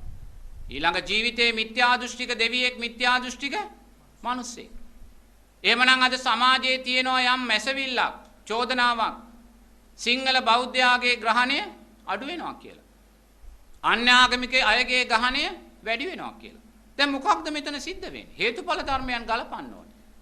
මොකද බෞද්ධයා කියන කෙනා ඇති උනේ ශ්‍රද්ධාව මේ ලෝකේ පහළ වුණාට පස්සේ. තෙරුවන් පහළ වුණාට පස්සේ බෞද්ධයා කියන තැන ඇති උනේ. මිහිඳු මහරහතන් වහන්සේ ලංකාවට වැඩියාට පස්සේ බෞද්ධයා කියන තැන පහළ වුනේ. තේරුණා? එහෙනම් මොකක්ද මේ සිද්ධ වෙන්නේ? මේ බෞද්ධයා කියන පිරිස ධර්මයෙන් ඈතට යනවා. ධර්මයේ දෘෂ්ටිගතව ගන්නවා. ධර්මයේ අකීකරුභාවයෙන් ගන්නවා. සද්ධාවෙන් බැහැර වෙනවා. සද්ධාවෙන් බැහැර වෙන්න ඒගොල්ලෝ මැරිලා ගිහිල්ලා උපදින්නේ මිත්‍යා දෘෂ්ටික මෞකුසවල. ඒ මිත්‍යා දෘෂ්ටික ගහණය වැඩි වෙනවා කියන්නේ බෞද්ධයින්ම තමයි ඒ ඉපදිලා ගහණය වැඩි වෙන්නේ. එහෙනම් අපි යුද්ධ කරලා වැඩක් හේතුඵල ධර්මයක් මෙතන තියෙන්නේ. හේතුඵල ධර්මයක්. ඉතින් මෙතන ප්‍රශ්නයක් තියෙනවා නම් එහෙනම් අපි මොකක්ද කරන්න ඕනේ? ජනතාව අර්ථවත් ආකාරයෙන් සද්ධාව තුලට ගන්නවා. අර්ථවත් ආකාරයෙන් සීලය තුලට ගන්නවා. ඒක තමයි අර්ථවත් දේ. තේරුණාද? මොකද සිංහල ජාතිය කියන කාරණය රැකුණොත් බෞද්ධයා රැකෙනවායි කියන කාරණේ නෙමේ හරිද? බෞද්ධයා රැකුණොත් තමයි සිංහල ජාතිය රැකෙන්නේ කියන තැනට අපි එන්න ඕනේ. ඒ නිසා බෞද්ධයා කියන කාරණේ රැකෙන්න නම් සද්ධාව කියන කාරණේ අපි තුල රැකෙන්න ඕනේ. එහෙමයි. සිංහල ජාතිය රැකුණා කියලා බෞද්ධයා රැකෙන්නේ නැහැ. බෞද්ධයා රැකුණොත් තමයි සිංහල ජාතිය. එහෙමනම් ජනතාව අර්ථවත් ආකාරයෙන් තෙරුවන් කෙරෙහි ශ්‍රද්ධාව තුලට කේන්ද්‍රගත කළොත් පමණයි මේ ප්‍රශ්නේ යම් හෝ විසඳුමක් තිබ්බොත්. නමුත් හේතුඵල ධර්මයන් ලෝකේ සිද්ධ වෙන දේවල් අපිට වළක්වන්න බැහැ. තේරුණාද? එහෙනම් බලන්න ඔබලා මේ ජීවිතේ තෙරුවන් කෙරෙහි ශ්‍රද්ධාවට ආවේ කුමක් නිසාද? ගිය ජීවිතේ තෙරුවන් කෙරෙහි ශ්‍රද්ධාව තිබුණා. ලෝකේ යන දිශාවකට ගියේ දැන් අපිට ලෝකේ අදාළ නැහැ. ඔබලා ධර්මයේ තුලින් මේ ලෝකයෙන් ගැලවෙන තැනටයි එන්න ඕනේ. මොකද ලෝකය නිවැරදි කරන්න අපිට බෑ. බුදුරජාණන් වහන්සේටවත් ලෝකය නිවැරදි කරන්න පුළුවන් කමක් තිබ්බේ නැහැ. උන්වහන්සේටත් අවුරුදු 120ක් ඕනනම් ජීවත් වෙන්න තිබ්බා. ඒ 120ක් ජීවත් වෙන්න තීද්දී අවුරුදු 80 දී උන්වහන්සේ පිරිනිවන් පාන්නේ. උන්වහන්සේ දන්නවා උන්වහන්සේටත් ලෝකය හදන්න බැහැ කියන කාරණේ. එහෙනම් නොහැදෙන ලෝකය දැකලා නොහැදෙන ලෝකය කමඨහනක් කරගෙන ලෝකයට හොරෙන් අපි ගැලවිලා යන්නයි අපිට තියෙන්නේ. එතනදී එහෙනම් ඔබ හිතන්නේ ඔබ මේ සද්ධාව කියන කාරණය සකස් කරගත්තේ කුමක් නිසාද? පෙර ජීවිතයේ අපි තෙරුවන් කෙරේ සද්ධාව තුල හිටියා. ඒක පළවෙනි කාරණය. දෙවෙනි කාරණය තමයි පින්වතුනි සීලය.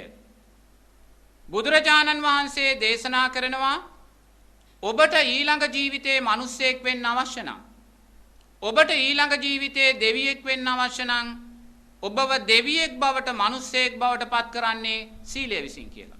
වෙන කවුරුත් නෙමෙයි. අම්මා තාත්තා අපි කරන වෘත්තිය රැකියාව ව්‍යාපාරය අපේ දේපල නන් නෙමෙයි.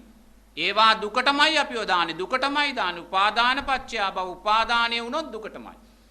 ඒ නිසා සිල්පද පහ තමයි අපිව නැවත දෙවියෙක් මිනිසෙක් බවට. ඒ නිසාමයි බුදුරජාණන් වහන්සේ දේශනා කරන්නේ මේ ඇස් දෙක ආරක්ෂා කරනවාට වඩා වැඩි වෙහෙසක් සමාදන් වුණා වූ සිල්පදේ ආරක්ෂා කරගන්න ගන්න කියලා. මොකද මේ ඇස් දෙක අන්ධ වුණොත් අපි අවුරුදු 20ක් 30ක් මැරෙනකන් අන්ධභාවයෙන් දුක් විඳිවි. නමුත් ඔබ සීලෙන් දුර්වලභාවයටපත් වුණොත් කල්ප ගානක් සතර අපායේ දුක. ඒකයි බුදුරජාණන් වහන්සේ කියන්නේ දුස්සීල භාවය නිසා ප්‍රමාදී භාවය සකස් වෙනවා. බුදුරජාණන් වහන්සේලා ප්‍රමාදී භාවය කියලා කියන්නේ මේ උදේට නැගිටින්න පරක් වුණා, ඉස්කෝලේට යන්න පරක් වුණා, රැකියාවට යන්න පරක් වුණා කියන කාරණා නෙමෙයි. මේක කියන්නේ බුදුරජාණන් වහන්සේ නමක් සාරාංශක කල්පලක්ෂ ගානක් පෙරම් පුරාගෙන ඉන්න ඕනේ නැහැ. මේ ඉස්කෝලේක ඉන්න ගුරු මහත්මියකට ඒක කියලා දෙන්න. බුදුරජාණන් වහන්සේ ප්‍රමාද භාවය කියලා කියන්නේ මොකද්ද? සත්වයා සතර පායට වැටිලා කල්ප ගණන් ප්‍රමාද වෙනවා. මේ මිනිස්සයෝම තමයි සතර අපාය තුල ඉන්නේ. ඒ නිසා සතර අපායේ තියෙන ද්වේෂය නිසා, ලෝභකම නිසා, මෝහය නිසා සත්වයා කල්ප ගණන් ප්‍රමාද වෙනවා. කල්ප ගණන් ප්‍රමාද වෙනවා. ගොඩේමක් නැහැ. ගොඩේමක් නැහැ. ඒ නිසාමයි බුදුරජාණන් වහන්සේ දේශනා කරන්නේ S2 ආරක්ෂා කරගන්නවාට වඩා වෙහෙසක් සිල්පදයක් ආරක්ෂා කරගන්න ගන්න කියලා. එහෙමනම් ඊළඟ ජීවිතේ ඔබලා දෙවියෙක් බවට, මිනිසෙක් බවට පත් කරන්නේ මේ සිල්පද පහ විසින්. අම්මා තාත්තා නෙමෙයි, හොඳට ඒක තේරුම් ගන්න ඕනේ. මේ සිල්පද පහ විසින්මයි දේවත්වයක්, මනුස්සත්වයක් ඔබට ලබලා දෙන්නේ. එහෙමනම් ඔබ කල්පනා කරන්න මේ ජීවිතේ ඔබට මේ මනුස්ස ජීවිතය ලබලා දෙන්න කවුද ගිය ජීවිතේ උපකාර උනේ? සීලය. සිල්පද පහ. සිල්පද පහමයි. තුන්වෙනි කාරණය තමයි පින්වතුනි දානය.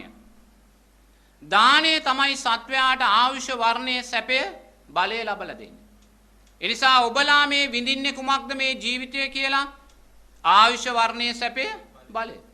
එතකොට මේ ආයුෂ, වර්ණය, සැපය, බලය ඔබ කුමක් නිසාද විඳින්නේ? ගිය ජීවිතේ රැස් කළා වූ කුසල් විපාකයන් නිසා. තේරුණාද? ඔබලා දුන්නා වූ කර්මය, කර්මඵල විශ්වාසයෙන් දුන්නා වූ දානයන් නිසා නේද? ඒ දානයන් නිසාමයි ගිය ජීවිතේ, මනුෂ්‍ය ජීවිතයෙන් චුත වෙද්දී මේ ජීවිතේ ප්‍රභූ පවුල්වල උප්පත්තිය සකස් කරගත්තා. සමහර දරුවෙක් ඉන්නවා, එයා දරුවා කාසල් එකේ බබා හම්බ වෙනවා. නමුත් එයාට ගෙදරට ත්‍රී වීල් එකක යන්නවත් මුදල් නැහැ. ත්‍රී වීල් එකේ යන්න සමහර විට ණයට තමයි කාගෙන් හරි සල්ලි ඉල්ලගෙන එන්නේ. නමුත් තවත් දරුවෙක් නවලෝක රෝහලේ හම්බ වෙනවා. නමුත් එයා දරුවා ලෝකෙට බිහි වෙනකොටම ප්‍රකෝටි ගානක දේපලයට අයිති වෙලා. මොකක්ද මේ? සමාජ සාධාරණය නෙමෙයි. අපි කියනවා සමාජ සාධාරණය. මේ සංස්කාර. පෙර ජීවිතේ දානයේ ආනිසංසමයි. දානයේ ආනිසංස ආයුෂ, වර්ණයේ, සැපේ, බලය. දැන් තිරිසන් ලෝකයේ බල්ලෙක් ඉන්නවා. ඒ බල්ලා දඩාවතේ ගිහිල්ලා කන්නේ. හැමතැනම යන තැන ගුටි කනවා. විසි කල්ලා තියලා තියක් තමයි කන්නේ. නමුත් අර ඉහළ පැලැන්තියේ නෝනා ළඟ බල්ලෙකුත් ඒ බල්ලා ළමෙක් විඳින්න නැති උපරිම සැප යන්නේ කාර් එකේ නිදාගන්නේ ඇඳේ සියලුම සැප සම්පත් විඳිනවා. එතකොට මේ බල්ලන්ගේ ලෝකේ සමාජ සාධාරණේද? නැහැ. එහෙනම් මිනිස්යාටත් ඒක ගලප ගන්න ඕනේ. බල්ලාගේ ලෝකේ සමාජ සාධාරණේ නෙමෙයි. අර දඩාවතේ යන බල්ලා පෙර ජීවිතේ මිනිස්සෙක් වෙලා සිල් රැක්කෙත් නැහැ, දන් දුන්නෙත් නැහැ. දෙකම කළේ නැහැ. නමුත් අර ඉහළ නෝනා ළඟ ඉන්න බල්ලා සිල් රැක්කේ නැහැ. නමුත් දන් දුන්නා. දන් දුන්නා. දානයට අදාළව විපාකයට. එතකොට ඒ බල්ලා සැප විඳිනවා කියලා ඒ බල්ලාට ඊර්ෂ්‍යා කළා වැඩක්? හේතුඵල ධර්ම. සංස්කාරය. මොකද සංස්කාරයන් මතයි බුදුරජාණන් වහන්සේ මේ ලෝකයේ පනවන්නේ. තේරෙනවද? ඒ නිසා ඔබලා මේ ජීවිතේ විඳින්නා වූ මේ ආයුෂ, වර්ණයේ, සැපේ, බලය කියන්නේ මොකද්ද? පෙර ජීවිතේ කර්මය, කර්මඵල විශ්වාසයෙන් පූජා කළා වූ දානයන්ගේ ආනිසංස. අම්මා තාත්තා දුන්න දෙයක් නෙමෙයි. ඒක හොඳට තේරුම් ගන්න ඕනේ. අම්මා තාත්තා දුන්න දෙයක් නෙමෙයි. දැන් ඒක දරුවෙක් ඉන්නවා. ඒ දරුවගේ අම්මා තාත්තා දෙන්නම දුප්පත්. නමුත් ඒ දරුවා යන්නේ පොහොසත් දරුවෝ යන ඉස්කෝලේකට. නමුත් ඉස්කෝලේට ගියාට පස්සේ ඒ දරුවා හැම වෙලාවෙම ගෙදර ඇවිල්ලා මැසිවිලි නගනවා. අනේ බලන්නකෝ අම්මේ, ඔයා මේ දුප්පත් තාත්තා කෙනෙක් බැඳගත්ත හින්දා තමයි මට මේ ළමයි මට විහිළු කරනවා මෙහෙමයි කියලා. නමුත් බුදේ මේ දුප්පත් තාත්තා කෙනෙක් බැඳගත්ත නිසා නෙමෙයි මේක උනේ. ඒ දරුවාත් පෙර ජීවිතේ දන් දීලා තිබ්බේ. ඒ දරුවාට අදාළ මව්කුස තමයි ලැබුණේ. නමුත් දුප්පත් තාත්තා කෙනෙක් බැඳගත්ත නිසා නෙමෙයි දරුවට මේ වත්කම් නැතුව ගියේ. ඊට අදාළ මව්කුසකටයි යා බැහැගත්තේ. එහෙනම් මේ ජීවිතේ ඔබලා මේ ආයුෂ, වර්ණයේ, සැපේ, බලය කියලා විඳින්නේ මොකක්ද? ඔබලාම පෙර ජීවිතේ දුන්නා වූ දානයන්ගේ. එහෙමනම් මේ ජීවිතය කියන්නේ කුමක ඵලයක්ද? තෙරුවන් කෙරෙහි ශ්‍රද්ධාවෙත්, සීලෙත්, දානෙත් ඵලෙත්. මේ කාරණා තුන තමයි ඔබලාට මේ අම්මාව සොයලා දුන්නේ, මේ ජීවිතේ තාත්තලාව සොයලා දුන්නේ. අපි හිතනවා අපිට මේ ජීවිතය දුන්නේ අපේ අම්මා තාත්තා කියලා. අම්මා තාත්තා දුන්න ජීවිතයක් නෙමේ මේක. අපි අම්මාගේ මව් කුසට ආවේ අපි කරගත්තා වූ සංස්කාර නිසා. අපි කරගත්තා වූ සංස්කාර නිසා. අපි ගිය ජීවිතේ සිල් රැක්කේ නැත්නම් අපි යන්නේ තිරිසන් අම්මා කෙනෙක්ගේ මව් කුසකට. ඒ නිසා මේ අම්මා තාත්තා දුන්න ජීවිතයක් නෙමේ. අපි විසින්ම කළා වූ තෙරුවන් කෙරෙහි ශ්‍රද්ධාවත්, සීලයත්, දානෙත් ඵලය. එහෙමනම් බුදුරජාණන් වහන්සේ දේශනා කරනවා ඔබේ අම්මා තාත්තාට වඩා ඔබ තෙරුවන් කෙරෙහි සද්ධාවටත් සීලයටත් දානයටත් ගරු කරන්න කියලා. ඔබ අම්මා තාත්තාට වඩා මේ කාරණා තුනට ගරු කරද්දී ඔබ නිතැතින්ම අම්මා තාත්තාට ගරු කරන කෙනෙක් බවට පත් වෙනවා. ඒ නිසා ඒ කාරණා තුන නිරේතුරුවම මතකෙට තියාගන්න ඕනේ. එතකොට ඒ කාරණා තුන මතක තියාගෙන අපි මේ ගමන යද්දී බුදුරජාණන් වහන්සේ ගිහි පිංගතුල්ලාට නිරතුරුවම දේශනා කරන්නේ පිංගතුනි සතර අපායෙන් මිදෙන්න කියන කාරණය. මේ සතර අපායේ සත්වයා විඳින්නා වූ අප්‍රමාණ දුක දැකලා ඒ දුක කමටහනක් කරගෙන සතර අපායෙන් මිදෙන්න කියන කාරණයයි කියන්නේ. ඒ නිසා සතර අපායෙන් මිදෙන්න යන ගමනේදී ඉස්සෙල්ලාම ඔබ තුල විශ්වාසයක් තියෙන්න ඕනේ. මට මේ ජීවිතයේ ධර්මයේ සම්දිට්ඨිකව තියෙන මේ මොහොතේ සතර අපායෙන් මිදෙන්න පුළුවන් කියන විශ්වාසය. මොකද හුඟක් දෙනෙක් තුල ඒ විශ්වාසය නැහැ. මට මේ ජීවිතේ බැරි වුණොත් මට මේ ජීවිතේ පුළුවන් වෙයිද? නෑ මේ දුවදරුවෝ ඉන්නවා මේවා කරනවා මට මේ ජීවිතේ බෑ. මොකක්ද මේ? විචිකිච්ඡාව.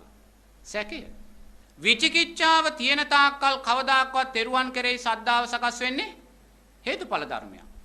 මොකද යමෙක් තෙරුවන් කෙරෙහි අචල සද්ධාව සකස් වුණ වෙලාවේදී විචිකිච්ඡාව එයාගෙන් සම්පූර්ණ බැහැර වෙනවා. බුදුරජාණන් වහන්සේ කෙරෙහි මාර්ගයේ තෙරේ තියෙන සැකය.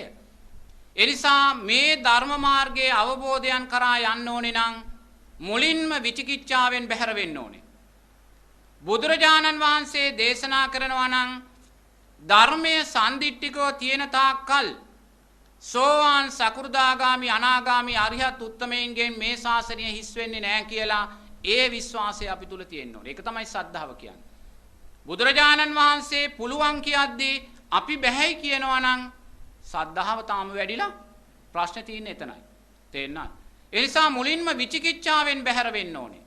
මම පුළුවන් කියන තැනට එන්න ඕනේ. මොකද බුදුරජාණන් වහන්සේ පුළුවන් කියන නමුත් ඒ තැනට ආවට පස්සේ මාන්නේ සකස් කරගන්න යන්න එපා. එහෙනම් මුලින්ම කුමක්ද කරන්න ඕනේ? විචිකිච්ඡාවෙන් බැහැර වෙනවා. විචිකිච්ඡාවෙන් බැහැර වෙනවා. බුදුරජාණන් වහන්සේ දේශනා කරනවා නම් පුළුවන් කියලා අන්නේ පුළුවන් කියන තැන අපි ඉන්නවා. මොකද බුදුරජාණන් වහන්සේ දේශනා කරන්නේ. බුදුරජාණන් වහන්සේ දේශනා කරන්නේ. එහෙම ඉඳලා පින්වතුනි ගිහි ජීවිතේ ගත කරනකොට අපි හැම වෙලාවම අර අපි බලාපොරොත්තු නැති කරගන්න යන නරකයි. මොකද ගිහි ජීවිතේ පින්වතුන්ලාට බුදුරජාණන් වහන්සේ දේශනා කරන්නේ සතර අපායන් මිදෙන තැනට කියන තැන නම් අපි හුඟක් වෙලාවට එක පාටම චතුරාර්ය සත්‍ය අවබෝධය කියන තැනට හිත පීඩනවා. ඒ කියන්නේ රහත් වෙනවායි කියන තැන හිත පීඩගෙන තමයි යන්නේ. එහෙම යද්දි මොකද වෙන්නේ? අපි සෝවාන් ඵලයටපත් වෙන්නේ ඉස්සෙල්ලා. අපි සෝවාන් වුණායි කියලා හිතනවා. අදිමාන්නේ සකස් කරගන්න. ඒක තමයි අද සමාජ හුඟක් අයකට වෙලා තියෙන්නේ. අරසා ඈත අදි බලාපොරොත්තුවක් සකස් කරගත්තාම ඒ බලාපොරොත්තුවට යන්න තියෙන ඉක්මන් භාවය නිසාම තමා සතර අපායේ මිදෙන්න ඉස්සෙල්ලා මම සතර අපායේ මිදුණායි කියන විශ්වාසය ඇති කරගෙන යා මුළු ගමනම සම්පූර්ණයෙන්ම විකෘති කර ගන්න. තේරුණාද? ඒ නිසා හැම වෙලාවම නිහතමානීකාම් භාවය කියන දේ තමා තුළ තියෙන්න ඕනේ. බුදුරජාන් වහන්සේ දේශනා කරනවා මුලින්ම තමාට තමා කල්යාණ මිත්‍රයෙක් වෙන්න මේ ගමනේදී. තමාට තමා කල්යාණ මිත්‍රයෙක් වෙනවා කියන්නේ කුමක්ද? තමා නිහතමානී වෙනවා. තේරුණාද? තමා තුල නිහතමානී භාවය නැත්තම් එයා කවදාක්වත් තමාට තාම කල්යාණ මිත්‍රයෙක් වෙලා නැහැ. මොකද තමා තුල නිහතමානී භාවය තිබ්බොත් තමයි එයාට කල්යාණ මිත්‍රයෙක් සොයාගෙන යන්න පුළුවන්කම තියෙන්නේ. තමා තුල නිහතමානී භාවය නැතුව තමා දන්නවායි කියන තැන හිටියොත් කල්යාණ මිත්‍රයෝ 100ක් හිටියත් එයාට වැඩක් වෙන්නේ. ඒකයි බුදුරජාණන් වහන්සේ කියන්නේ මුලින්ම තමාට කල්යාණ මිත්‍රයෙක් වෙන්න. ඒ නිහතමානීකම තමා තුල ඇති කරන්න. මේ ධර්ම මාර්ගයේ අඩියක් හෝ ඉස්සරහට තියෙනවා නම් අපි තුල නිහතමානී භාවයමයි වැඩෙන්න ඕනේ. නිහතමානී භාවයමයි වැඩෙන්න ඕනේ. මොකද යම් දෙයක් ක්ෂය වෙන්නයි තියෙන්නේ. සක්කාය දිට්ඨි විචිකිච්ඡා සීලබ්බත පරාමාස. මොනවද මේ සක්කාය දිට්ඨි කියන්නේ? මමත්වයේ දැඩිභාවය. මමය කියලා පුරෝගණ ඉන්නා වූ දැඩිභාවය. තේරෙනවද? දැන් අපේ මගේ ජීවිතේත් මට ගිහි ජීවිතයක් තිබුණා. ඒ ගිහි ජීවිතය තුල අප්‍රමාණ දේවල් වලින් අපි මේක පුරෝගණ හිටියේ. දැනුමෙන්, කීර්තියෙන්, නායකත්වයෙන් යන තැන පළවෙනිය වෙන්නමයි කැමතුනේ. යන තැන නායකත්වයක් ගන්නමයි කැමතුනේ. දෙවෙනිය වෙන්න කැමතුනේ නැහැ. නමුත් අපි දැනගෙන හිටියේ නෑ මේකටයි සක්කාය දිට්ඨිය කියන්නේ කියලා. නොදන්නා නිසාම අපි මේවැයෙන් ජීවිතය පුරවගත්තා. මේවැයෙන් ජීවිතය පිරෙන්න තමයි ජීවිතය රසවත් උනේ, අර්ථවත් උනේ, ජීවිතයට වටිනාකමක් ලැබුණේ. නමුත් සද්ධර්ම ශ්‍රවණය කිරීම නිසා, කල්යාණ මිත්‍ර ඇසුර නිසා, ශ්‍රවණය කළා වූ සද්ධර්මයේ නුවණින් මෙනෙහි කිරීම නිසා අපි දැනගත්ත මේ පුරවන්නේ වැරදි. ඒ නිසා අපි කැලවල් වලට ගිහිල්ලා කරේ අපිම පුරවාගත්ත දේ හිස් කළා. අනිත්‍ය දකිමින් මේ රූපේ අනිත්‍ය දකිමින්, ඇසේ අනිත්‍ය දකිමින්, කනේ නාසයේ දිවේ මනසේ අනිත්‍යභාවය දකිමින් මමම පුරවගත්තා වූ දේ මම හිස් කළා. ඒතර බුදුරජාන් වහන්සේ දේශනා කරනවා හිස් කරන ප්‍රමාණයට අවබෝධය සකස් වෙනවා කියලා. අවබෝධය සකස් වෙනවා කියලා. අපි හිස් කරලා අවසානයේ තැනක් එනවා කියනවා බුදුරජාන් වහන්සේ තමාට තමා අතහැරෙනවා කියන තැන. එයා පටිච්ච සමුප්පන්නෝ ජීවිතය දකිනවා මේ ජීවිතය තුළ ආත්මයක් සත්වයක් පුද්ගලයෙක් දකින්නේ නැහැ කියලා. එහෙනම් මේ ධර්ම මාර්ගයේ යනවා කියන්නේ මොනවා හෝ දෙයක් හිස් කරනවා. සක්කාය දිට්ඨියයි මුලින්ම හිස් කරන්නේ. මමත්වයේ දැඩිභාවය. එහෙනම් මමත්වයේ දැඩිභාවය නම් අපි තුලින් හිස් වෙන්නේ හැම තප්පරයකදීම හැම පියවරකදීම නිහතමානීභාවයමයි වැඩෙන්න ඕනේ. නිහතමානීභාවයමයි වැඩෙන්න ඕනේ තමා තුළ. ඒක තමා තුලින් තමා ස්වයං පරීක්ෂණයක් කරන්න ඕනේ. භාවනා කරන කෙනෙක් හැම රාත්‍රියකම තමා තුලින් තමා ස්වයං පරීක්ෂණයක් කරමිනුයි යන්න ඕනේ මේ ගමන. වැඩි වෙනවද මොකක්වත්? මාන්නය වැඩි වෙනවද? ආඩම්බරකම් වැඩි වෙනවද? මගේ සීලය, මගේ සමාධිය කියලා දෘෂ්ටිගත භාවය නැති වෙනවද? එහෙම ඇති වෙනවා නම් අපි මාර්ගයට වහාම නැවතීම තියන්න ඕනවා. යන්නේ වැරදි පාරක. නිහතමානී භාවයමයි වැඩෙන්න ඕනේ. නිහතමානී මොකද සක්කාය දිට්ඨියයි ෂේ වෙන්න තියෙන්නේ. සක්කාය දිට්ඨියයි. සක්කාය දිට්ඨිය පුරවා ගැනීමක් නෙමෙයි අපි කරන්න ඕනේ. ෂේ කිරීමක් කරන්න ඕනේ. තේරුණා? එතකොට මේ ආකාරයෙන් මේ ගමනේ යද්දී අපි අපේ පරමාදර්ශී ජීවිත චරිත හැටියට ගන්න ඕනේ කවුද? අනේපිඩි සිටුතුමා, විසාකා උපාසිකාව, අර නකුල මාතා, නකුල පියා වගේ දසදහස් ගණන් වූ උපාසක උපාසිකාවෝ අපේ පරමාදර්ශී චරිත හැටියට ගන්න ඕනේ. බලන්න අනේපිඩි සිටුතුමා කෝටිපති ව්‍යාපාරිකෙක් හැටියට අර ජේත උයන සම්පූර්ණයෙන්ම රන් කාසි වලින් අතුරනවා. මොන සාධනවතෙක්ද? විසාකා මහෝපසකාවගේ කෝටි 80ක් විතර අර මහා මේල පළඳනා විතරක් වටිනවා කියනවා ඒ කාලේ. මොන සාධනවතියක්ද? එතකොට අනිත් දසදහස් ගණන් වූ උපාසක උපාසිකාවෝ හිටියා. වේලුකණ්ඨකී නන්ද මාතාව කියන්නේ අනාගාමී උපාසිකාවක්. උග්ග ගෘහපති කියන්නේ අනාගාමී උපාසිකාවක්. එයාට ගිහි කාලයේ ගෙදර බිරින්දෑවරු 5 දෙනෙක් හිටියා උග්ග ගෘහපතියාගේ. උග්‍ර ගෘහපති බුදුරයන් වහන්සේ ළඟට ගිහිල්ලා අනාගාමී ඵලය අවබෝධ කරගෙන ගෙදර ඇවිල්ලා කියනවා භාර්යාවන් 5 දෙනාක් ඇඳවලා මින් පස්සේ මං ඔබලාත් එක්ක ඇසුරක් නැහැ. ඔබලාට කැමති නම් මේ ගෙදර ඉන්න පුළුවන් මගේ සහෝදරියන් හැටියට. ඔබලා අකමැති කෙනෙක් ඉන්නවා නම් කියන්න මං කැමති කෙනෙක් විවාහ කරලා දෙන්නම් කියලා. එක බිනිදක් කියනවා හොඳයි මට යන්න ඕනේ අහවල් කෙනාත් එක්ක විවාහ වෙන්න ඕනේ කියලා. ගෙන්නලා ඒ දායාද දීලා විවාහ කරලා යවනවා. ඉතුරු බිරින්දෑවරු 4 දෙනා කියනවා සහෝදරියන් වශයෙන් අපි ඔබේ ගෙදර ඉන්නවා. හිටියා එහෙම. තේරුණා? මොකද කාමරාග පටික නැහැ අනාගාමී පුද්ගලයාට. එහෙනම් බලන්න මෙන්න මේ චරිත අපි ආදර්ශයට ගන්න ඕනේ. බිරින්දෑවරු 5 දෙනෙක් හිටිය ගෙදර එක බිරින්දෑවරියෙක් පමණක් විවාහ කරලා දීලා බිරින්දෑවරු 4 දෙනෙක් එක්ක අනාගාමී උපාසකතුමා. එහෙනම් මොකද්ද දැන් අපිට තියෙන ප්‍රශ්නේ නේද? මොකද්ද ප්‍රශ්නේ? එක බිරිඳක් එක දරුවෙක් ඉන්නේ නේ දරුවෝ දෙතුන් දෙනා ඉන්නේ. එහෙනම් මෙන්න මේ තැන අපි දකින්න ඕනේ. මෙන්න මේ චරිත අපි පරමාදර්ශී චරිත කරලා ගන්න ඕනේ. මේ පරමාදර්ශී චරිත එක්ක අපි මනසින් ජීවත් වෙන්න ඕනේ. තේරෙනවද? අපි නිරතුරුවම මනසින් ජීවත් වෙන්නේ මේ වර්තමාන සමාජයේ ඉන්න එක් ධර්මයේ කාමච්ඡන්දයන් වඩන චරිත. නේද? එහෙනම් මේ චරිත වලින් බැහැර වෙලා ඒ අතීතයේ හිටියා වූ පරමාදර්ශී චරිතත් එක්ක අපි මනසින් ජීවත් වෙන්න, ඒගොල්ලොත් එක්ක මනසින් අසුරු කරන්න, කතා බහ කරන්න. ඒගොල්ලන් ගත කළා වූ ජීවිතය දකින්න. විවාහ වෙලා දරුව මුණුපුරන් හදමින්, ආගමික යුතුයකම් ඉටු කරමින්, ශාසනයේ අග්‍රදායිකාව අග්‍රදායකයා හැටියට කළා වූ යුතුයකම් දකිමින් ඒ චර්යාවන් ජීවිතයට හුරු කරගන්න. අනේපිඩි සිටුතුමා යම්සේද ජීවත් වුණේ මමත් ඒසේ ජීවත් වෙනවා කියලා චිත්තයක් සකස් කරගන්න. විසාකා සිටුතුමිය යම්සේද ජීවත් වුණේ එවැනි චිත්තයක් සකස් කරගන්නවායි කියලා ජීවත් වෙන්න. යම් අතහැරීමක් දේ අය තුල තිබ්බේ. ඒ අතහැරීම මගේ ජීවිතයටත් එකතු කරගන්නවා කියලා දකින්න. විසාකා උපාසිකාව දවසක් එයාගේ පළවෙනි මේල පළඳනාව විකුල්ල පූර්වාරාමේ හදනවා. ඒ මේල පළඳනාව අහිමි වුණාට පස්සේ එයාට තවත් මේල පළඳනාවක් ලැබෙනවා. ඒක අච්චර වටිනාකම නැහැ. දවසක් විසාකා උපාසිකාව සේවිකාවන් එක්ක යනවා බුදුරජාණන් වහන්සේ බැහැ දකින්න පූර්වාරාමෙට. ගිහිල්ලා බුදුරජාණන් වහන්සේ වන්දනා කරන්න ඉස්සෙල්ලා අර පළඳනාව ගල්වලා තියෙනවා මේසයක් උඩ හරි කොහේ හරි තියන්නේ නැති. තියලා බුදුරජාණන් වහන්සේ වන්දනා කරලා බණ අහලා අර උපන් සද්ධාව නිසාම මේල පළඳනාව නැවත අරගෙන ඉන්න අමතක වෙනවා. දාලා ඉන්නේ පූර්වාරාම. ගෙදර ගියාට පස්සේ සේවිකාවගෙන් අහන ඔබ මේල පළඳනාව ගෙනාවද කියලා. එතකොට කියනවා නෑ මට අමතකුණා කියලා. ඒ වෙලාවේ විසාකා උපාසිකාව කියනවා ඔබ යන්න පූර්වාරාමයට. ගිහිල්ලා මේල පළඳනාව තිබුණ තැන එහෙම්මම තිබ්බොත් අරගෙන එන්න.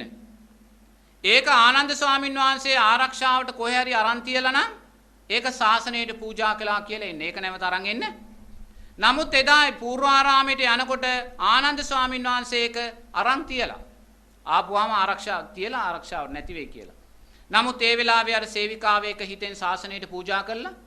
අන්න ඒක තමයි සෝවාන් කෙනාගේ අත්හැරීම. තිබුණොත් අරගෙන එනවා. අහිමුණා කියලා ඒක දුකක් සකස් කරගන්නේ නැහැ. අපි පන්සලට යනවා. සෙරෙප්පු දෙක ගලවලා පන්සල ඇතුළට යනවා. නමුත් එනකොට සෙරෙප්පු දෙක නැති වෙලා. නැති වුණා කියලා යා ගැටෙන්න යන්නේ. ආයිමත් හොයන්න ගත්ත ඇයට බයින්න දොස් කියන්න යන්නේ නැහැ. Tamanට අයිති දේ නැති වෙනවාමයි නැති වෙන ස්වභාවයෙන් යුක්තයි. නමුත් තිබ්බොත් දාගෙන ඒක තමයි සෝවාන් කෙනාගේ අතහැරීම. මෙන්න මේ අතහැරීම කියන කාරණේ අපි දකින්න ඕනේ. තිබ්බොත් ගන්නවා නැති වුණා කියලා ගැටෙන්න යන්නේ නැහැ. මොකද්ද මේ සියලු දේම නැති වෙන ස්වභාවයෙන් යුක්තයි. තේරුණාද? මෙන්න මේ ආකාරයෙන් දකිමින් එයා මේ ගමනේ යද්දී බුදුරජාන් වහන්සේ දේශනා කරනවා යමෙක් සෝවාන් ඵලයටපත් වෙන්න සතර අපායෙන් මිදෙන්න එයාට කාරණා තුනක් අවශ්‍ය වෙනවා කියලා. කාරණා තුනයි. පළවෙනි කාරණය තමයි තෙරුවන් කෙරෙහි වූ අචල සද්ධාව. දෙවෙනි කාරණය තමයි සීලය. සීලේ ආර්යකාන්ත භාවය, ආර්යකාන්ත සීලය. තුන්වෙනි කාරණය තමයි පංච උපාදානස්කන්ධේ අනිත්‍ය භාවය. ඒතර බලන්න දැන් මේ කාරණා තුන කොච්චර සරල කාරණා තුනක්ද කියලා. දැන් අපි ජීවිතය කියලා මේ ජීවත් වෙන්න කොච්චරනම් අපහසු දේවල් කරනවද?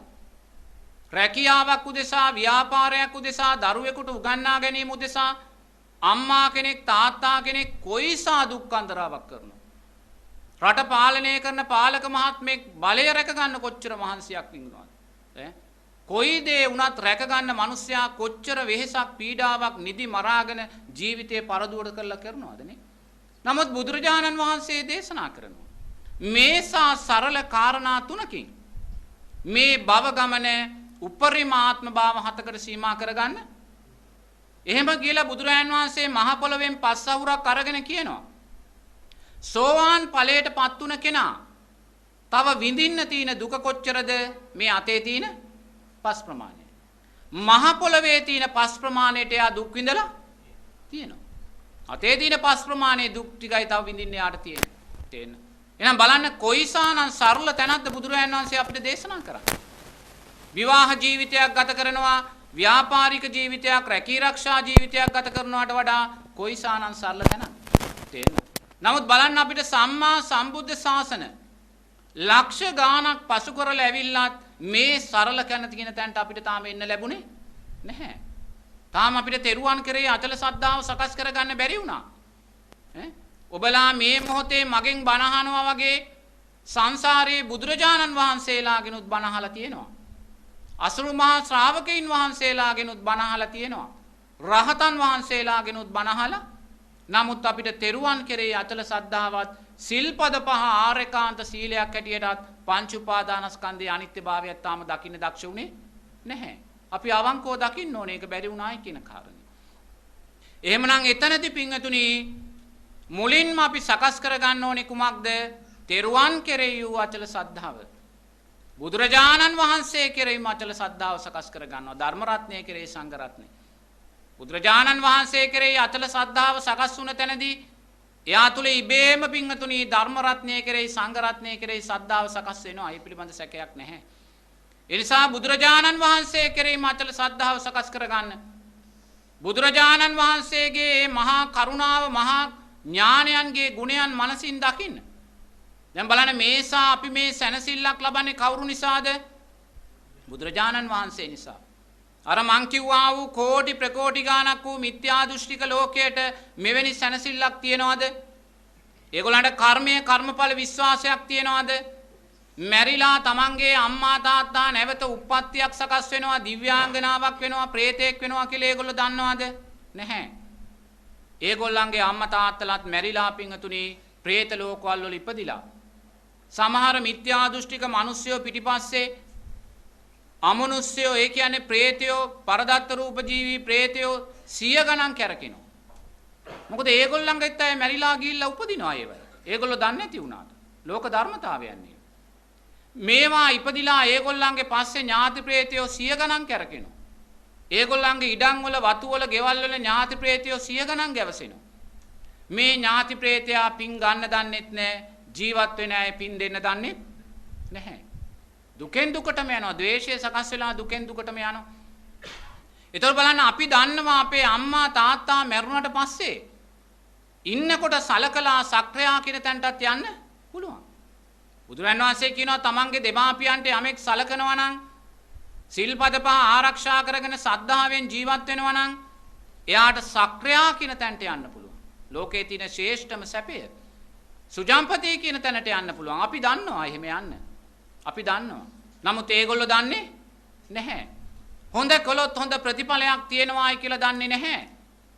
මේ ජීවිතයේ ආත්ම භාව 7කට මේ භව ගමන කෙටි කරගන්න පුළුවන් කියලා ඒගොල්ලෝ දන්නේ නැහැ.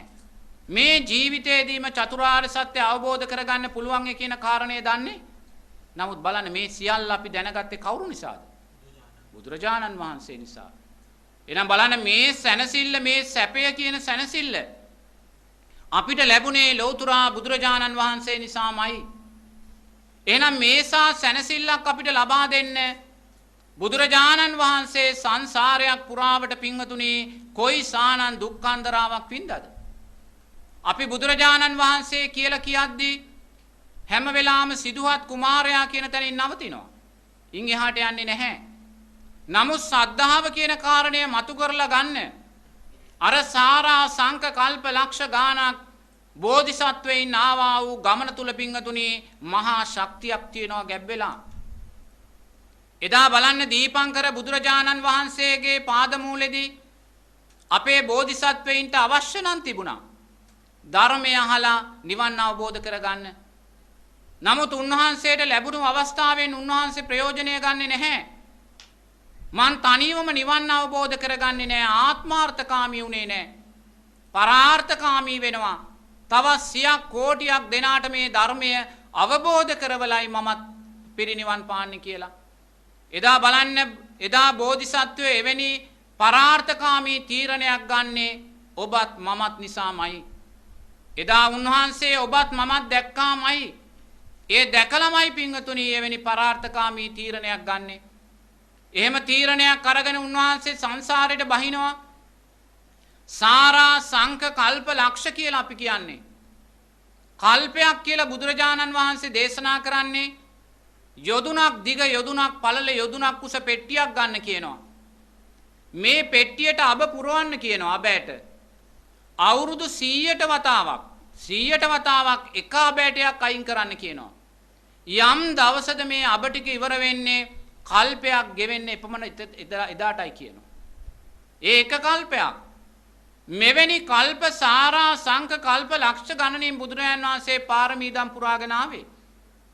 ඒ ආපු ගමනේදී බුදුරජාණන් බෝධිසත්වයෝ ඇස් ගලවා දන් දෙනවා කැමැත්තෙන්. මහා සාගරයේ ජලය පරාද වෙන්න රුධිරය දන් දෙනවා කැමැත්තෙන්. මහා පොළවේ පස් පරාද වෙන්න ශරීර මාංශ දන් දෙනවා කැමැත්තෙන්. බිසවක් බිරිඳක් දරුවෙක් රටක් රාජ්‍යයක් සක්විති රජකමක් දේපලක් සම්පතක් මේ කොයි දේ තිබ්බත් පිංගතුණි ඒක දන් දෙනවා කැමැත්තෙන්. කවුරුන් උදෙසාද මේ? ඔබත් මමත් මේ මොහොතේ ලබන සැනසෙල්ල උදෙසා. යමක්ද තමන්ගේ සතුට උදෙසා ලැබුණේ ඒ සියල්ලම අතහරිනවා. ඔබත් මමත් මේ විදින මේ සතුට අපිට ලබලා දෙන්න, සැනසෙල්ල ලබලා දෙන්න. එහෙම අතහැරලා සිදුහත් කුමාරය හැටියට ඉපදෙනවා. මොනසා අසිරියක්ද පිංගතුණී ලබන්නේ ජීවිතේදී. රම්ම්‍ය සුරම්ම්‍ය සුබ මාලිගා ලබනවා. සක්විති රජකමේ උරුමය ලබනවා. අර යසෝදරාව රාහුල වගේ බිරිඳක් දරුවෝ ලබනවා. මේ ලෝකේ මිනිස්සෙක් ලබන්න තියෙන ඉහළම සැප සම්පත් ලබනවා. මේ සියලුම යස ඉසුරු අර උදේට එළියට දාන කෙළපිඩක් වගේ එළියට දැම්මේ. අපිට පුළුවන් ද අපේ දරුවා පාසලට ගිහිල්ලා පැයක් ප්‍රමාද වුණොත් නොසැලී ඉන්න අපිට පුළුවන්ද? ගෙයක් දොරක් වහලා සතියක් අපිට ගමනක් යන්න පුළුවන්ද? එදා උපන් රාහුල දරුවාගේ මූණ පමණයි බැලුවේ. මේ සියල්ල අතහැරලා පිංගතුණි අබිනිෂ්ක්‍රමණය කරනවා. කවුරු දෙසාද? ඔබටත් මටත් මේ සැනසෙල්ල ලබලා දෙන්න. එහෙම 6 අවුරුද්දක් අප්‍රමාණ දුක් විඳිනවා. බුදුරජාණන් වහන්සේ පසු කාලීනව ආනන්ද ස්වාමීන් වහන්සේට කියනවා ආනන්ද මම මේ 6 අවුරුද්ද පුරාවට වින්දා මේ ලෝකයේ කිසිම බ්‍රහ්මයෙකුට මිනිස්සෙකුට දෙවියෙකුට විඳින්න බෑ කියලා. මට ගුරුවරයෙක් හිටියේ නෑ. පතපොත තිබුණේ නෑ. මාර්ගය අහගන්න කෙනෙක් හිටියේ නෑ. මම හිතුවේ දුක තුලින්මයි දුක ජය ගන්න පුළුවන් කියලා.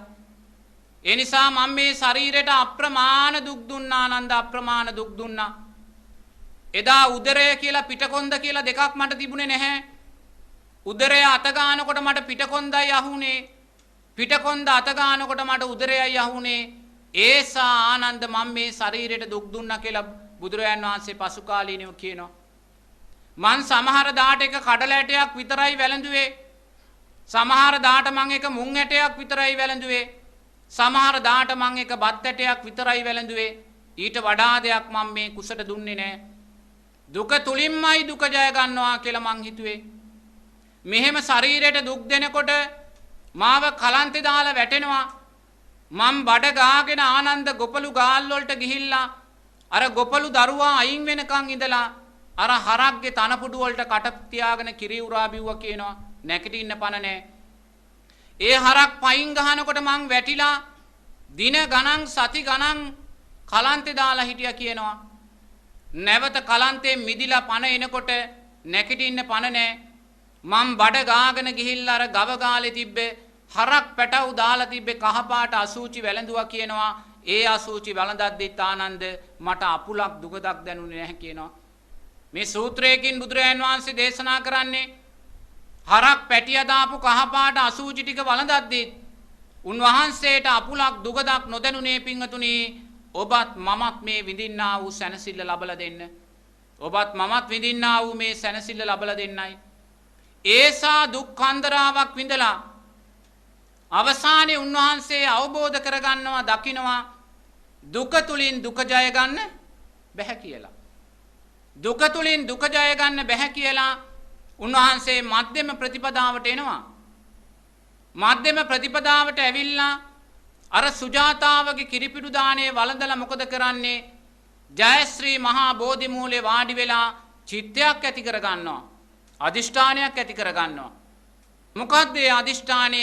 මේ ලේ මස් සම් මැටනහර වියලේවා මම සම්මා සම්බෝධි අවබෝධයෙන් තොරව නැගිටින්නේ නැහැ කියලා අදිෂ්ඨානයක්. මොකක්ද ඒ කරන්නේ? ජීවිතේ මරණයට දානවා. ජයශ්‍රී මහා බෝධි මූලෙදි පිංගතුණි බෝධි සත්වයින් ජීවිතේ මරණයට දැම්මා. ජීවිතේ මරණයට දැම්මා කියන්නේ පංච උපාදානස්කන්ධය අතහැරුණා. පංච උපාදානස්කන්ධය අතහැරුණා කියන්නේ මොකක්ද? රූපයට තියෙන කැමැත්ත, විඳීමට තියෙන කැමැත්ත, හඳුනා ගැනීමට චේතනාවට විඥාණයට තියෙනා වූ කැමැත්ත අතහැරුණා. පංච උපාදානස්කන්ධය අතහැරෙන මොහොතේ අන්න චතුරාර්ය සත්‍ය ධර්මය සම්මා සම්බුද්ධ ඥානයත් ලැබෙනවා. එහෙනම් බලන්නකො මේ සම්මා සම්බුද්ධ ඥානය අසිරිය ලබන්න ඒ බෝධිසත්වයින් ජයශ්‍රී මහා බෝධි මූලෙදී ජීවිතයේ මරණයට දැම්මා. ජීවිතයේ මරණයට දාලා ලබාගත්තා වූ අවබෝධයක ඵලයයි පිංගතුණි අපි මේ ලබන්නේ. එහෙමනම් දැන් කල්පනා කරන්න සාරා සංඝ කල්ප ලක්ෂ ගාණක් ආවා වූ මේ ගමනේදී මහා සාගරයේ ජලය පරාද වෙන්න රුධිරය දන් දුන්නා නම් මහා පොළවේ පස් පරාද වෙන්න ශරීර මාංශ දන් දුන්නා නම් ඇස් ගලව ගලවා දන් දුන්නා නම් ඔබ කල්පනා කරන්න මේ සම්මා සම්බුද්ධ රාජ්‍ය උදෙසා ලක්ෂ කී වාරක් බෝධිසත්වයෝ ජීවිතේ මරණයට දාන්නේ නැද්ද? ලක්ෂ කී වාරයක් මරණයට දාන්නේ නැද්ද? මහා සාගරයේ ජලය පරාද වෙන්න රුධිරය දන් දුන්නා. ලක්ෂ කී වතාවක් මරණයට දාන්නේ නැද්ද?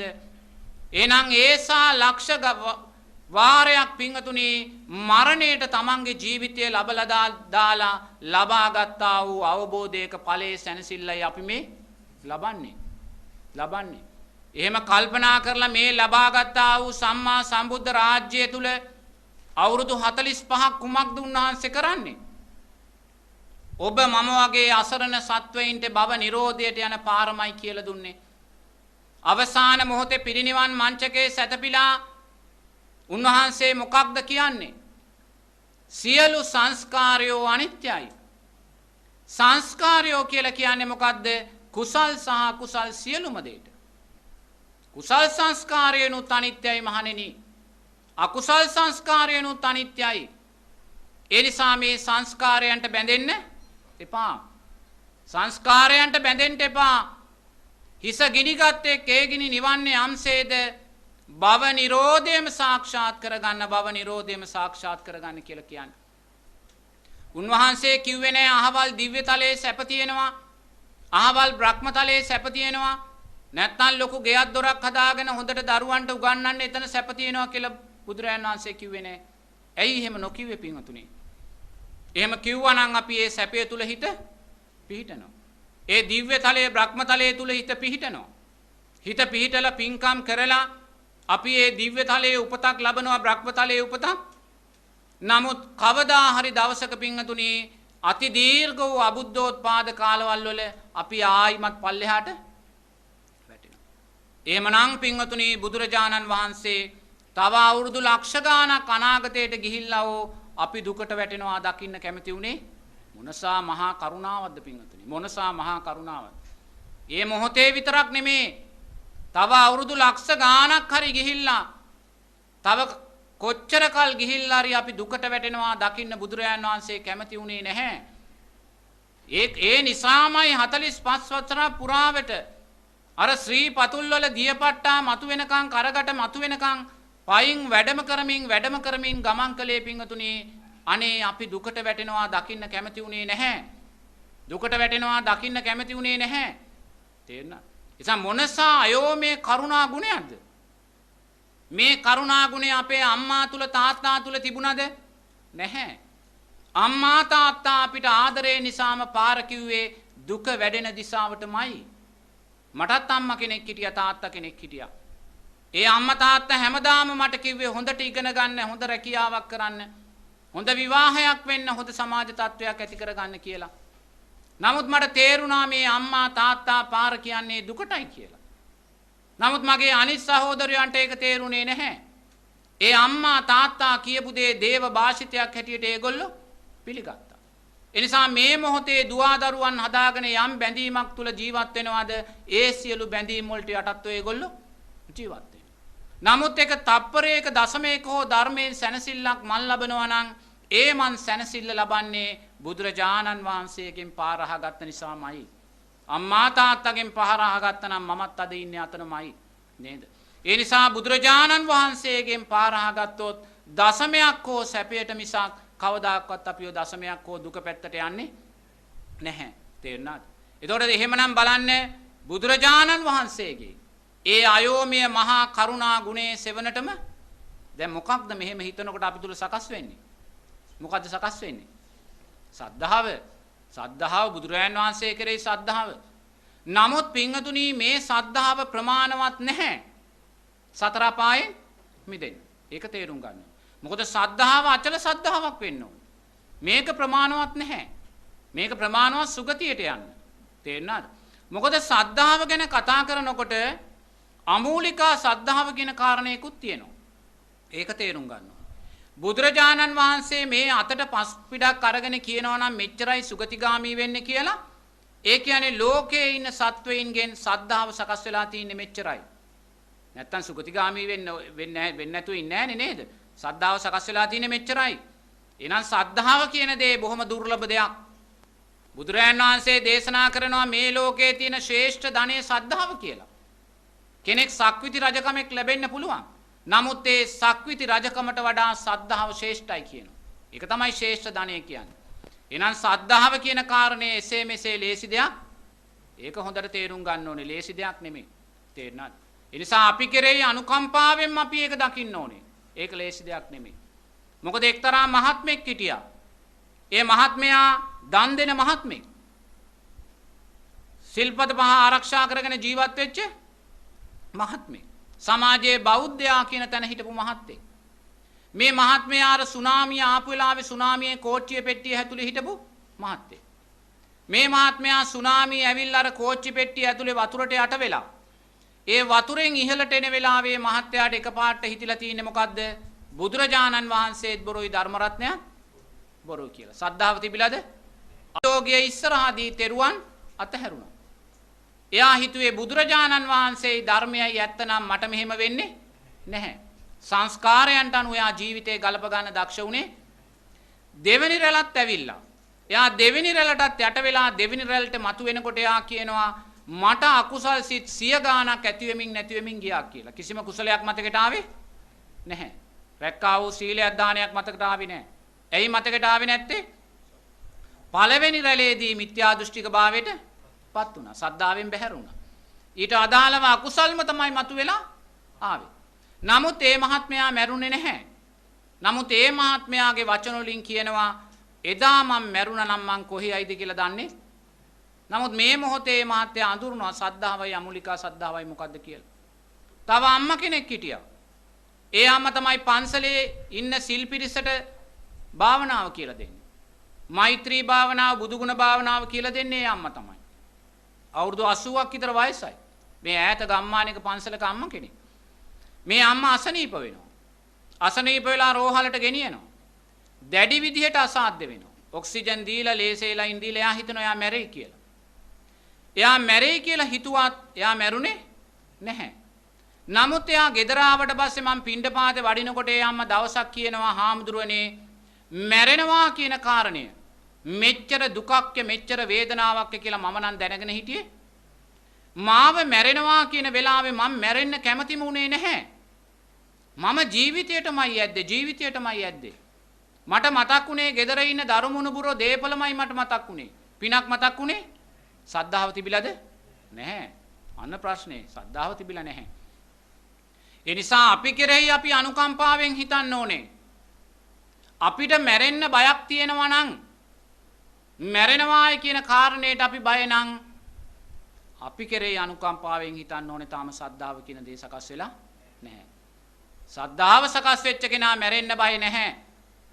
එයාට බුදුරජාණන් වහන්සේ පේනවා, දිව්‍යතල පේනවා, දෙවියන් පාවඩ එළනවා එයාට පේනවා, ලස්සන ආලෝක සංඥාවන් මල් ගොමු පේනවා, සුගතිය එයාට පේනවා. සද්ධාවේ අසිරියක් ඒක. ඒ නිසා තමන් මරණය කියන කාරණේට බය නම් තමා කෙරෙහි අනුකම්පාවෙන් දකින්න ඕනේ. තාම අමූලිකා සද්ධාව කියන තැනයි තියෙන්නේ. ඒකයි බුදුරජාන් වහන්සේ මහ පොළවෙන් පස් අවුරක් අරන් කියන්නේ මෙච්චරයි සුගතිගාමී වෙන්නේ. ඒ කියන්නේ සද්ධාව තියෙන්නේ මෙපමණටමයි. අපි කෙරෙහි අපි අනුකම්පාවෙන් දකින්න ඕනේ. අපි කෙරෙහි ලෝකයා කෙරෙහි ලෝකයා හදන්න නෙමෙයි. අපි ගැලවෙන්න මේකෙන් අපි තුල අපි කෙරෙහි අපි අනුකම්පාව සකස් කර ගන්න ඕනේ. ඒ නිසා පින්වතුනි මෙන්න මේ අමූලිකා සද්ධාව කියන කාරණේ සමාජේ තියෙනවා. මේ අමූලිකා සද්ධාවෙනුත් අපි මිදිලා. අපි ඊළඟට කොතෙන්ද දෙන්න ඕනේ සද්ධාව කියන තැනට. දැන් මං ඉස්සෙල්ලා කිව්වා සද්ධාව කියන තැන. නමුත් සද්ධාව කියන තැන ප්‍රමාණවත් නැහැ සතර අපායෙන් මිදෙන්න. මොකද සතර අපායෙන් මිදෙන කෙනා ඉන්ද්‍රිය ධර්මයන් සමව වැඩෙන්න ඕන. මොනවාද ඉන්ද්‍රිය ධර්මයන්? සද්ධා, වීර, සති, සමාධි. එයා තුල සද්ධාව වැඩෙන්න ඕනේ ප්‍රඥාව මෝදු කරගෙන. තේරුණාද? ප්‍රඥාව මෝදු කරගෙනයි සද්ධාව වැඩෙන්න ඕනේ. දැන් මුලින් අපි සද්ධාව ගැන කතා කරද්දී ප්‍රඥාවක් වැඩුණේ නැහැ. මොකද මේ සද්ධාව වැඩෙද්දී ප්‍රඥාව මෝදු කරමින් වැඩෙන්න ඕනේ. ප්‍රඥාව මෝදු කරන්නේ මොකද්ද? මේ මැද්දේ තියෙන සතිය සිහිය විසින්. සද්ධා, වීර, සති, සමාධි, ප්‍රඥා. මේ මැද්දේ සතිය සිහිය බුදුරජාන් වහන්සේ තියන්නේ සතියෙන් සිහියෙන් යුතුව අපි මේක සමබර කරගන්න ඕනේ. කොහොමද? සද්ධර්ම ශ්‍රවණය, කල්යාණ මිත්‍ර ආශ්‍රය, නුවණින් මෙනෙහි කිරීම කියන කාරණා තුලින්. එහෙනම් සද්ධාව සකස් වුණා. මේ සද්ධාව අපි අචල සද්ධාවක් බවට, ආකාරවතී සද්ධාවක් බවට පත් කරගන්න නම් සද්ධාවත් අපි විදර්ශනා නුවණින් දකින්න ඕනේ. විදර්ශනා නුවණින් දකින්න. දැන් බලන්න මන් දීපංකර බුදුරජාණන් වහන්සේගේ පාදමූලෙට ගියා ඉස්සෙල්ලා. එතකොට මේ දීපංකර බුදුරජාණන් වහන්සේගේ පාදමූලෙදී අපි බෝධිසත්වයෝ අර මඩ වගුරක වැතිරෙනවා.